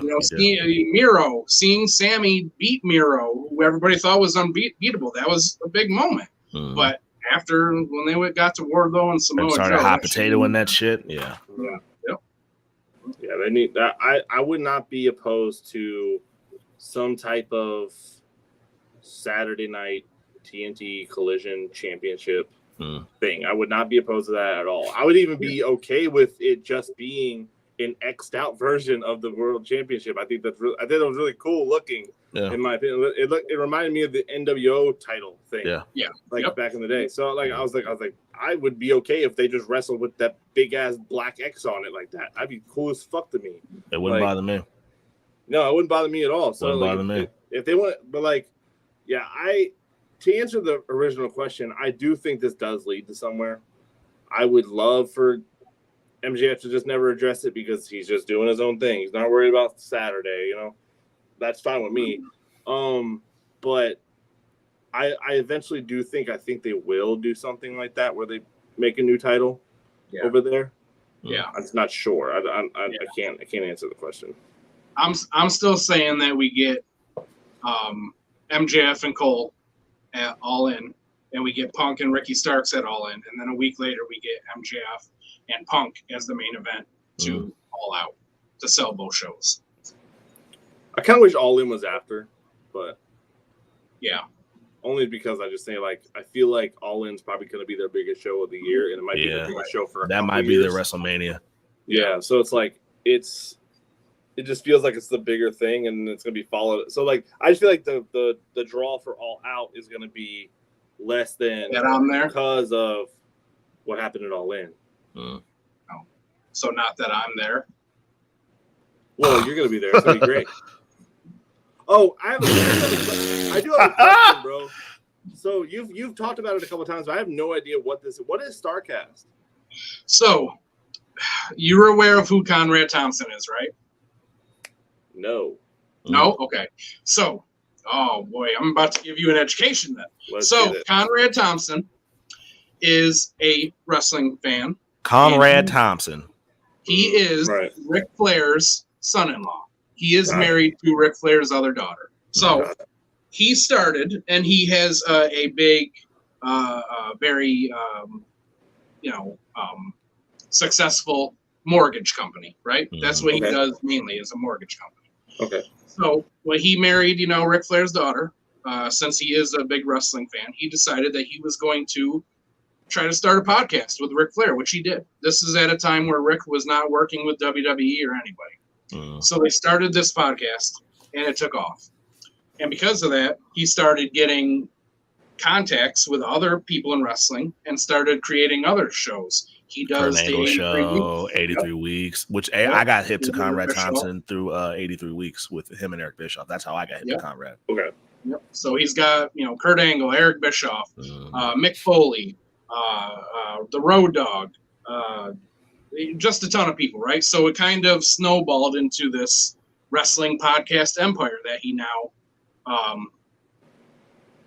owns, which has become ad-free shows, which is what I told you that I'm kind of working with them now. But what he did was he ended up making contacts in AEW. He was actually at the announcement that AEW was going to be a thing. He became friends with the Bucks and Cody and all them. Nice. And now he started a couple years ago a fan convention called StarCast. And it was a play off of the old WCW pay-per-view Starrcade. So it's StarCast. So every year, this is number 6 coming up.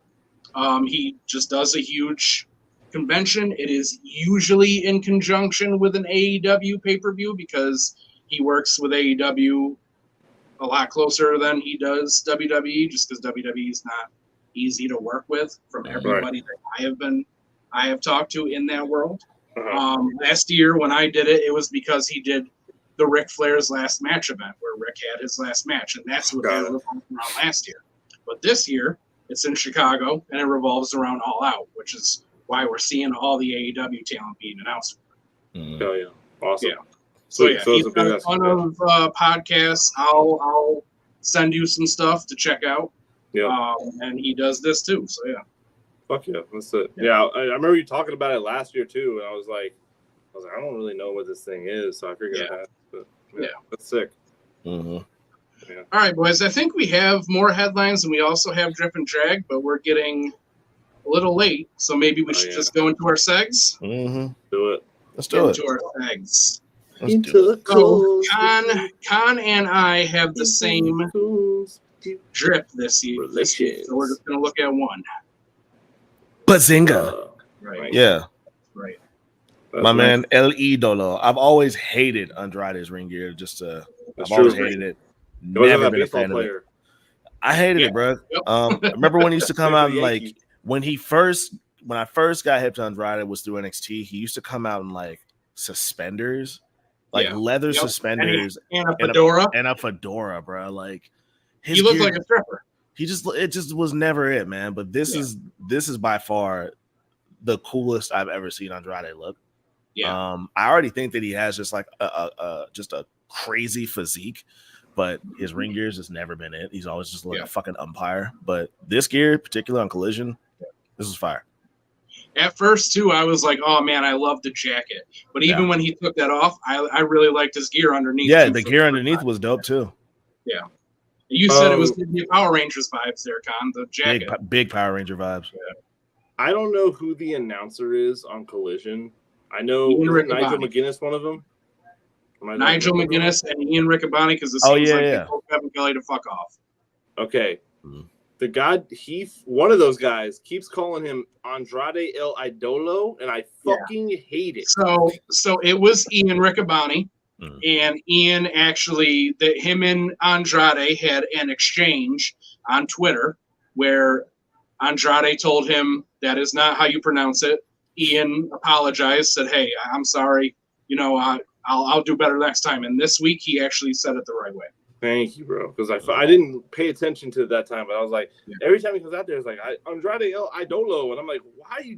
I know you've heard them say his name, right? I was like, right. I know you're not. Honestly, it surprised me because I love Ian Riccaboni. I think he's a great announcer, and he's also like a huge fucking wrestling mark. So it was actually really surprising to me that he was not saying it correctly weeks in a row. Yeah, I was like, bro, you say it once, it's totally fine with me. Like, you say it one time and mess it up, it's totally fine with me. Like, they messed up Buddy's fucking name the other day, too. Like, I was like, that's fine with me. They said Buddy Murphy instead of Buddy Matthews. Okay. That was a couple weeks ago. But, I was like, yeah, you do it one time, it's fucking cool. But he did it for, like, weeks. So I'm like, dude, you gotta, like, someone's gotta correct you. I was like, no one's correcting him either. Like, no one went out there and was like, hey, it's Idolo, actually. Yeah. Like, oh, got it. Like, for weeks, no one just told him anything. But, yeah. No, this is a fire fit. I missed his walkout going, so I missed this fit totally when he came out. But this is dope, and I'm glad he won because he gets to have his cool ass mask back. Yeah. Let's look at Nick's. So this is not really like fucking like this is the first time he's ever worn or anything. I just think it's a really fucking cool fit. I would totally walk around in something like this.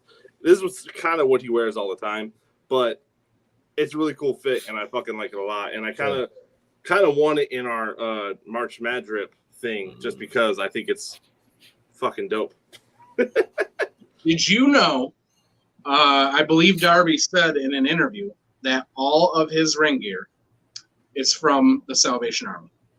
Really? That's not me clowning him either. He literally said that everything he wears is stuff that he finds at like thrift stores. No shit. That's cool as fuck. Yeah, he does look like a thrifter. He does look like a thrifter. I could definitely see him like moving the clothes around and trying to find some shit. Me and Nick used to do that shit a lot. We found a lot of dope shit. We stole a lot of shit too. Stole a lot of shit too. Finding a lot of black, a lot of shit too. Short.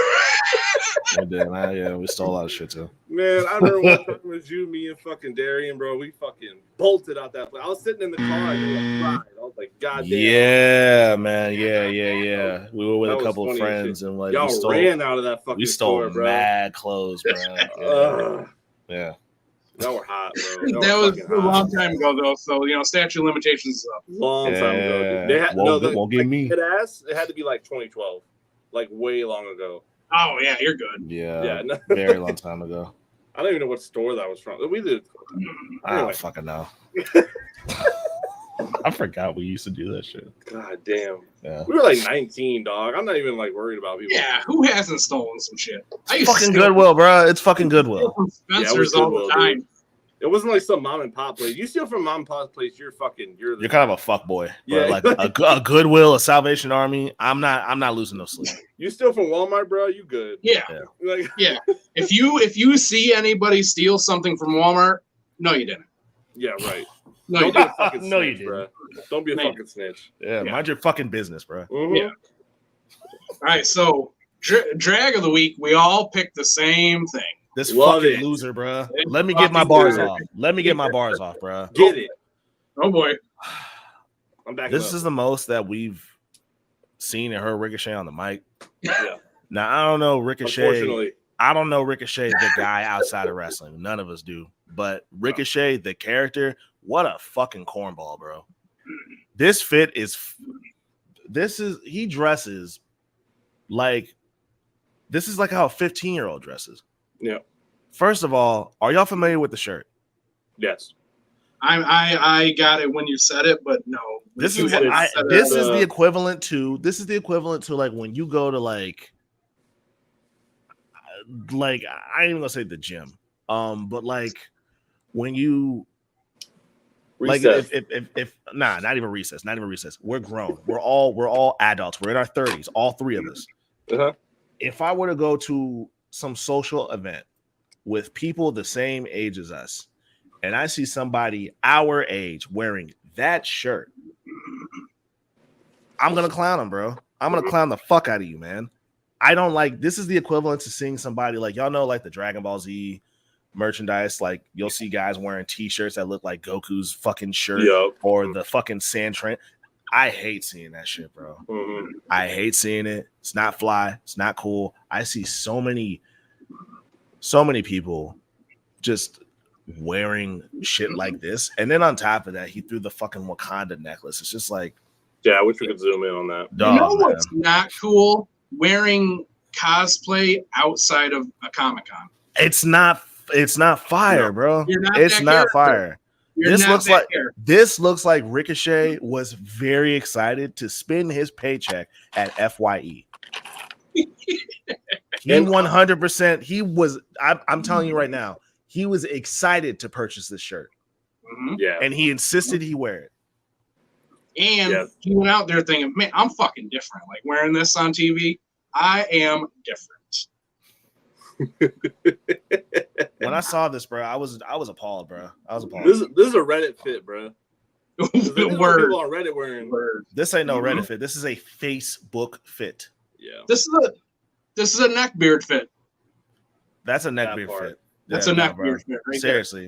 there. I'm not rocking with this. He I don't know what more I can say. I mean, I'm not even going to say anything because I feel like you said it all for us there, Con. This right here, I'm gonna keep it a bean with you. When we was doing our predictions, when I saw this, I said he ain't beating Logan. Ain't no way. Ain't no way.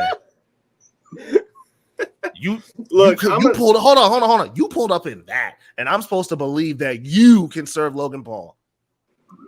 By the way, can we talk about how Logan Paul's been calling him like a TikToker and shit? Yes, like, that's he does another stuff for thing. social Let's talk media. about that, bruh. Logan Paul told him, "Yo, you would let me. I was about to get us a little trouble. You a TikTok motherfucker, bro.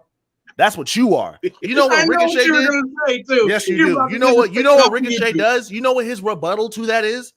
Logan Paul was disrespecting Yup. him as a grown man. He flips. I'm a flip. What? He does a flip, and the crowd didn't react. Logan Paul was like, "Yeah, you were TikToks." He doubled down. Yeah. That shit bro. worked in NXT when he did it. You Did pull not up. work this time. You pull up. I've seen him do that every day, though. You pull up dressed like you're going to your homecoming cruise when Logan Paul shows up. That's how you dress. You do a flip in front of him when he calls you a TikTok star. And I'm supposed to believe that you're going to beat him at SummerSlam? I'm not buying it, bro. No. I'm good, Nope. bro. Ain't no way.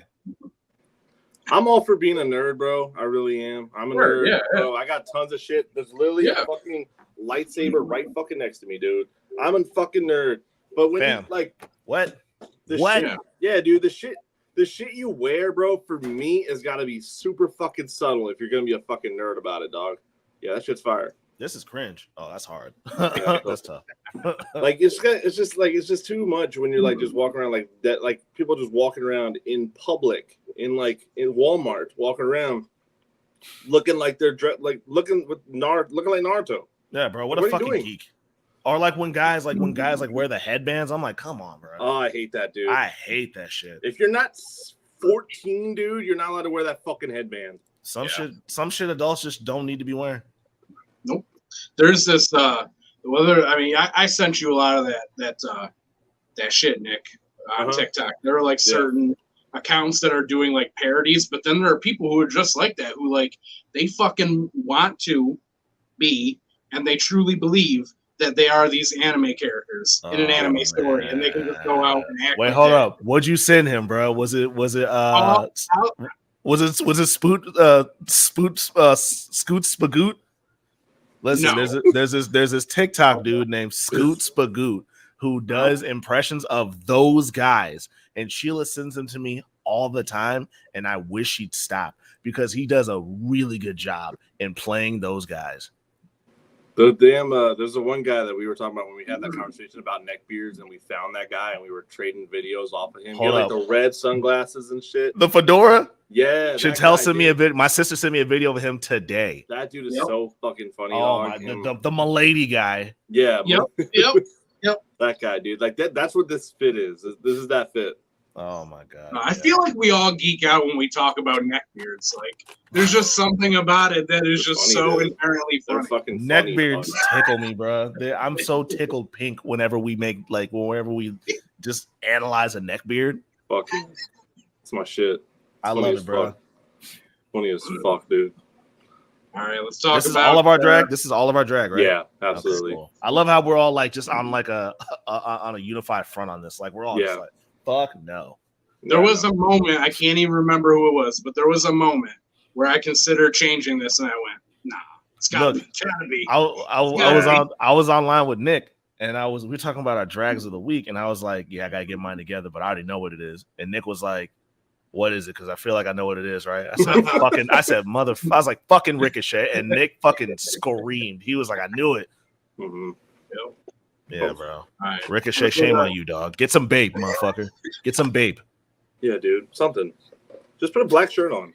I mean, weird. A black fucking collar shirt. But then he looked like a barista. That's fine. He bangs this. He pulled way off from Baron Corbin. She looks at him in that shirt and she's like, "Fuck yeah. I'm going to take that boy to Pound Town right now. And I'm going to scream his name." Take Ricochet to Pound Town. Moving on.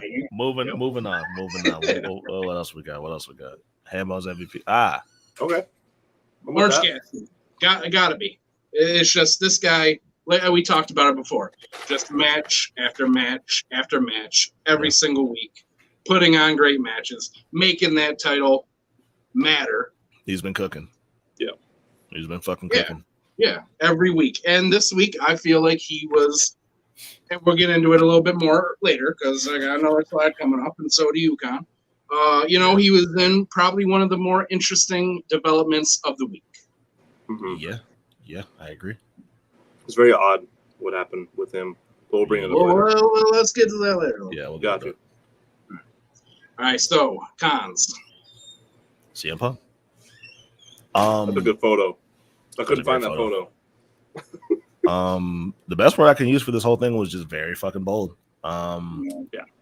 Y'all know, I mean, and Bun too. We like when Punk talks his shit. We like when Punk flexes his nuts. Even whether he's wrong or right, bro, we just like when this motherfucker talks his shit. So, even though y'all broke down why y'all don't believe that he is world champion, and I agree with y'all. I still love the promo. I still love the promo. Yeah. Still digging it. Still like it. He's basically, he said, I'm straight edge, which means I'm better than you. I popped heavy for that. Yep, me Loved too. that. Love that.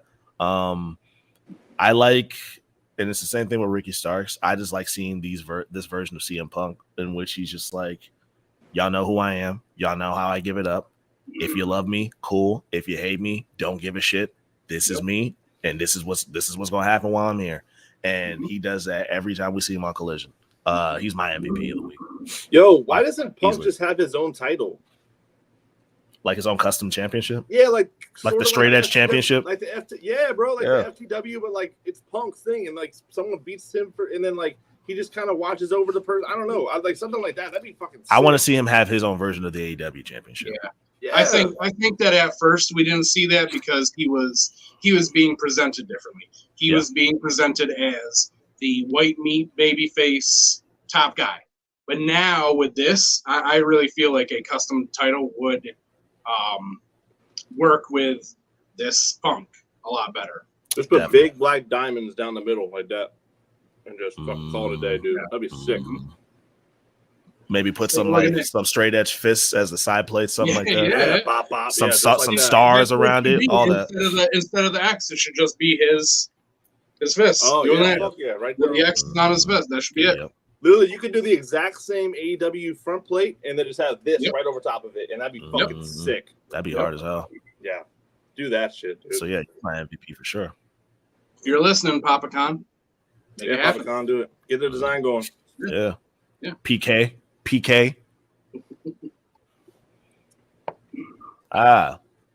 As much as we have not,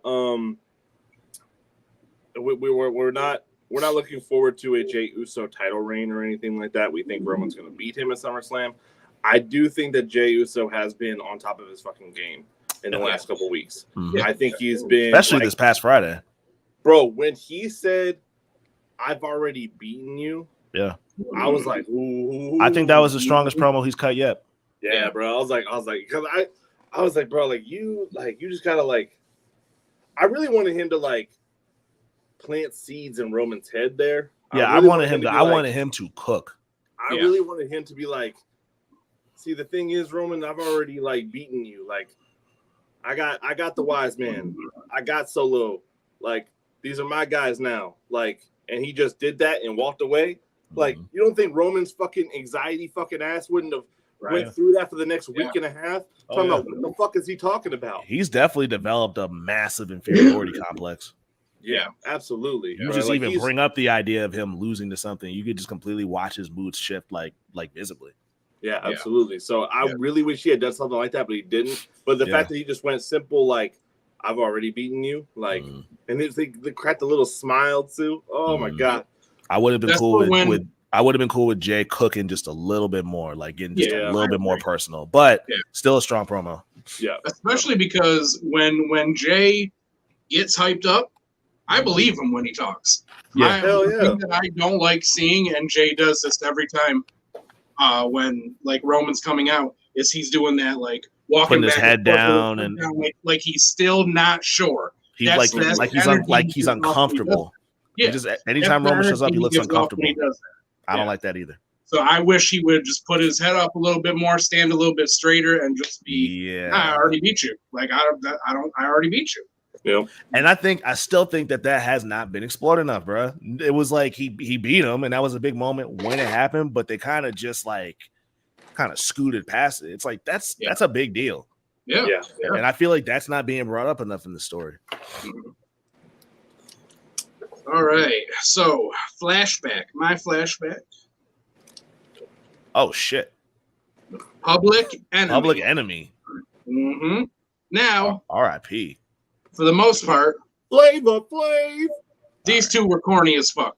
They were, right? And they were dickheads. But in the beginning of Public Enemy, in the very early ECW, they were some fire shit. And this is no bullshit. This is a perfect example to me. Rocco Rock and what was the other dude's name again? I forgot his name. Johnny Grunge. Thank you. This is how Andrade used to dress.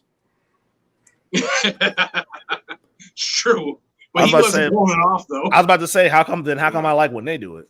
No, this is way better than what Andrade was doing. Nick, do you is this your first time seeing Public Enemy?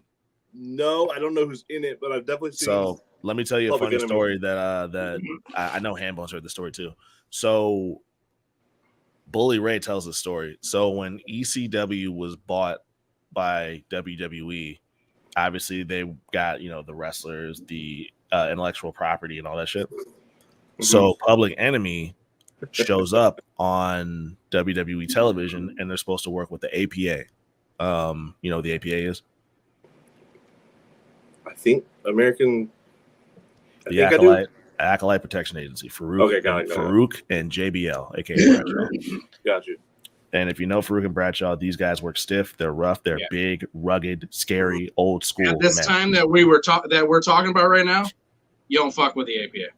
I know you probably know JBL better than you know Bradshaw. I do, yeah. You didn't fuck with Bradshaw. They would beat the fuck out of you. So Public Enemy showed up. They showed up with not very humble energy at all, and they were supposed to work with the APA. And APA, they're going over their match, and Public Enemy's like, we're not doing that. I think they didn't want to lose or something like that. Yeah. So Farouk and Bradshaw said, okay. So they have their match, and it's on television. They have the match, and Farouk and Bradshaw beat the fuck out of them on the international TV. They beat the shit out of them. It's almost uncomfortable to watch, bro. They fucked them up. Goddamn.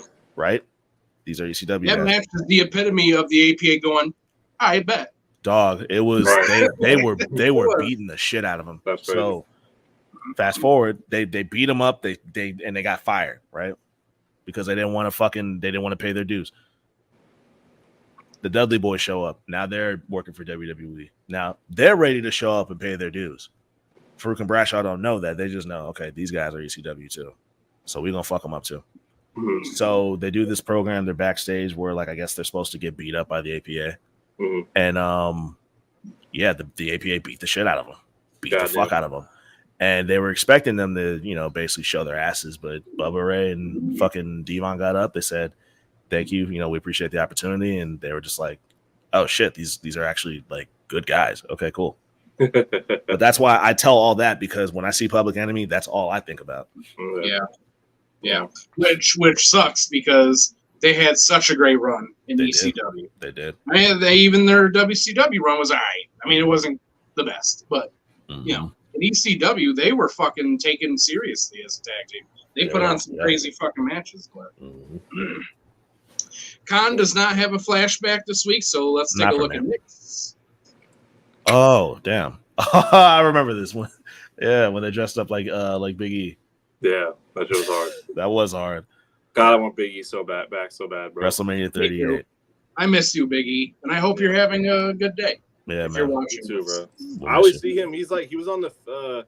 I think they did Family Feud. It was like men versus women. So they had it was New Day, Seth, and somebody else, and then it was like Liv Morgan, Becky, Bianca. Like it was all. Yeah, it was dope. Yeah. Big E was on there. And I always see him just doing stuff. Like he was showing up to like USFL games and stuff like that too. Like, he's always doing promo stuff. But I really just want to see him back on TV, bro. Yeah. But this fit is hard. This is definitely like they're in like the New Day colors too, which is really cool. Love it. Yeah. I've never had a wrestler who I just wanted to be best friends with in real life more than Big E. That's how I feel about him. Mm-hmm. Sheila is a massive Big E fan. Mm-hmm. I mean, if you're not a Big E fan, just fuck right off. Like you're a fuck boy. You're a fuck boy. Get out of here. I don't know how you. You're a fuck boy, dog. I might be able to accept he's not my cup of tea, but to say I'm not a fan, you're a fuck boy. Yeah. No. Don't even watch the show. That's all. I don't want to hear shit you have to say after that. This show does not stand Dave Meltzer, but it does stand Big E. 1,000,000%. Yep. So, what was that? This is mine. Oh, it is also Nick's. Yeah. Wow. Can we show my picture? I'm gonna pull Nick's up because he's got a better little explanation there. This whole fucking shebang, shaboom, shabam, something happened with all these dudes, and they all started hating Orange Cassidy for some reason. It was a lot. He did not have a good night, bro. The thing that I love about this is that we were texting in the group text about this, and I was literally just going like, AR Fox is good. I know he's good, but I don't care about him. They're not doing anything to make me care about him. And literally, at the end of this match, he decides that he's going to turn on an Orange Cassidy, and I was not expecting it. No. And it caught me off guard.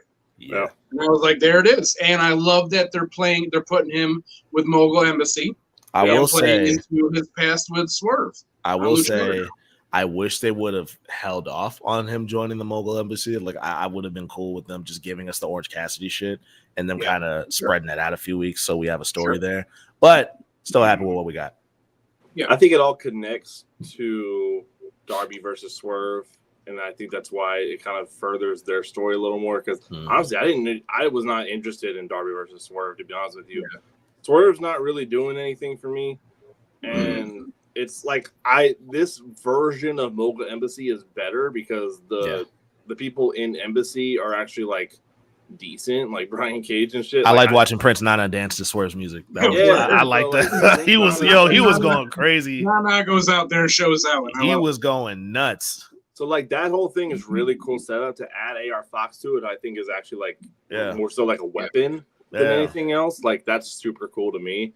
And it also furthers the fact that AR Fox kind of turned on Darby, joining his enemy right now, Swerve.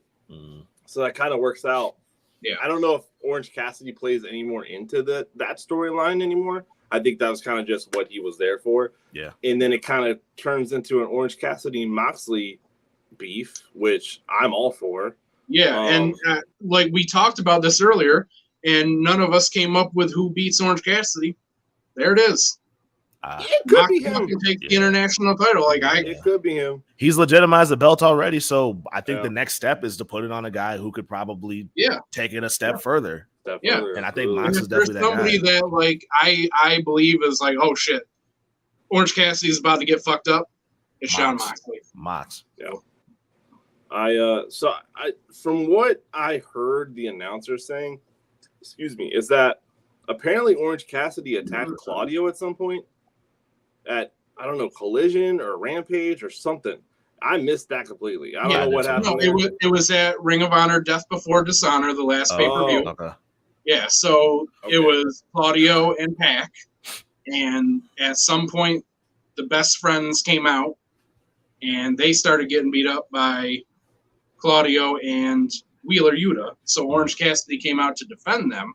He goes to punch, I can't even remember who it was, but whoever it was moved out of the way. He hit Claudio instead. Gotcha. That was the end of the pay-per-view, was that whole kerfuffle. Okay. Gotcha. Why did Best Friends come out? Yeah, I honestly can't remember. Wrestling? I watched it, but there was a reason, but I cannot remember what it was right now. Okay. I mean, I remember. So, because the Lucha Brothers came out to reform Death Triangle, and they started going after Claudio. Gotcha. So then the Best Friends came out because they just had that three-way match with the Lucha Brothers, and they did something in that match that was fucked up for the Best Friends. I can't remember what it was. Boy, that's a walk, ain't it? A lot of layers. A lot of layers. A lot of shit happening at the end. A lot of dots. That's a fucking walk, but okay. Whole lot of dots, boy. God damn.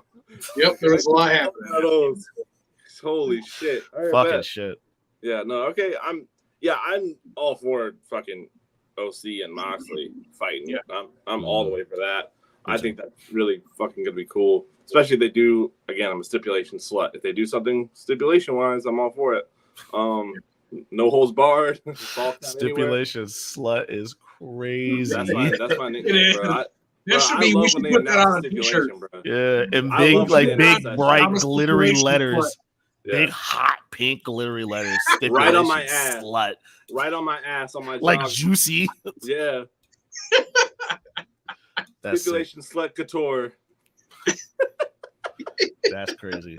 Yeah, bro. No, I like every time for real. Whenever they announce a stipulation, I'm all like, yes, like something different, bro. Such good shit. Such good shit. Nick's like, fuck yeah. Oh, there's a hardcore match. Oh, fuck yeah, baby. That's that good shit. Blood and guts. Ew. Blood and you know what's really funny though? So my girlfriend Kat, she loves when they use thumbtacks. So now every time they use thumbtacks, they're like, babe. I'm like, here's the thumbtack. She goes, oh shit. She runs and sits down. It's funny as shit. That's something that you guys might want to explore a little bit further. Just saying. Maybe you should explore that and let me know. Yeah, how about you explore that? I'm a bed of nails kind of guy, you know what I'm saying? That was crazy. That was crazy. That spot where who was doing it? I think it was Mox. Mox and Kenny Omega, bro. when he was standing on Kenny's hand. Yeah, dude. That was crazy. Yeah. Was I watched after that. I watch Being the Elite every Monday, and they always do some backstage shit, and they showed the guy, the prop master who made it, and he was talking about it, and there was like over 1,000 nails in it. The bed weighed over 100 pounds. Fuck. Did it really? Yep. Well, it had to, I guess. Yeah. Motherfuck, man. All right, let's take a look at Khan's. What was that? Bazinga. It was interesting. We saw him. Who was he talking to before them? Was it Carmelo Hayes and Trick? Yes. Yes. Okay. It was. We saw him talk to Carmelo Hayes and Trick Williams. We see him talk to Street Profits. And he brought them up in this segment too. And Carmelo and Trick were not on the show, but Bobby Lashley brought up their names in this segment. So whatever's going on with this, and obviously we can speculate. It looks like we know what's going on. It looks like some hurt business going on. Whatever this is, keep it going. Don't scrap it. I'm interested to see what happens next with this. Please, God, yeah, dude, just keep it going. I gotta be honest, though. I am interested in it, and I'm down to see it, and I'm excited to see it. But it is kind of disappointing that Cedric and Shelton are just like, no, we're doing this without you. There's now. like Bobby is the only connection to the original, and it's like I kind of want to see. And personally, as dope as it is to see Bobby, I would have been much like I would have liked more for this to come from MVP with Bobby just kind of just right next to him. Yeah. To me, this is more interesting than Shelton and everybody else to me. So I love the Street Profits and I like Carmelo.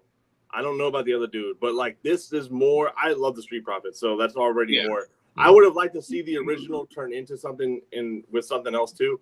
But like to me, this is a much more interesting group than the other group. Is it because it's fresher and these guys kind of got more going on? Yeah, I think what I would have liked to have seen would have been Bobby go back with Cedric and Shelton. Yeah. But then bring the Street Profits into it too. I don't think Trick and Mello need to be in this yet. Not right now.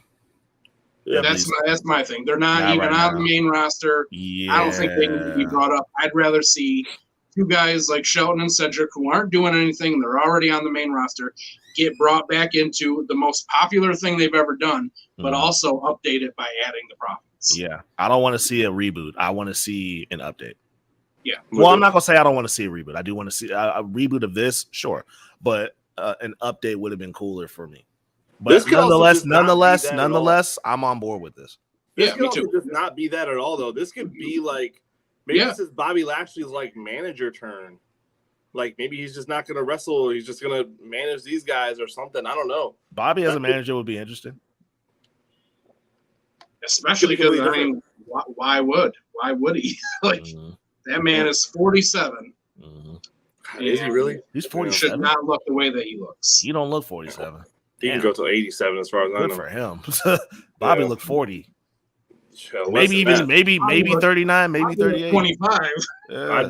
I'd be more like low 30s, like where we're at, bro. Yeah. That's what I'm thinking, bro. Because good for him. That's crazy. All right, boys. Well, that's the show. That's what we got for you. So the next one we do will be after SummerSlam, correct? Yes, sir. And we'll go through SummerSlam. We're gonna review that. Ooh. Yes, sir. Yes, sir. Good episode, boys. Good episode. It was indeed. I think I did great producing it personally. You did do really well. Besides losing yourself as camera. Clap it up for Hambo. Clap it up for Hambo. Listen. That happened. I was trying to commit to the bit, and it bit me in the ass. You know. I'm glad that's the only. You got bit by the bit. I got bit by the bit. Got bit by the bit. I fucked around and I found out real quick. Oh, we got a hater. Y'all. Oh boy. Damn. What? What's she hating on? I don't know. That's just what women do. Women hate. Is it just because she's not back on the show yet? Is that why? That's true. She hasn't been on the show. Would you like to come back to the show? She want to make an appearance? You want to make a run-in? Would you like to come back to the show? Yeah. There we go. Oh, okay. There it is. Okay. We'll bring her back. I'm down for a run-in. We'll get a Sheila segment. We'll do a Sheila segment, yeah. Okay, yeah. Tell her, come up with a weekly Sheila segment, and we will add that on there. Come up with a weekly Sheila segment, and we will have that on whatever it is, whatever she wants it to be. Whatever Sheila-ass segment you want. whatever Sheila ass segment you want. Aw, really? Yes, man.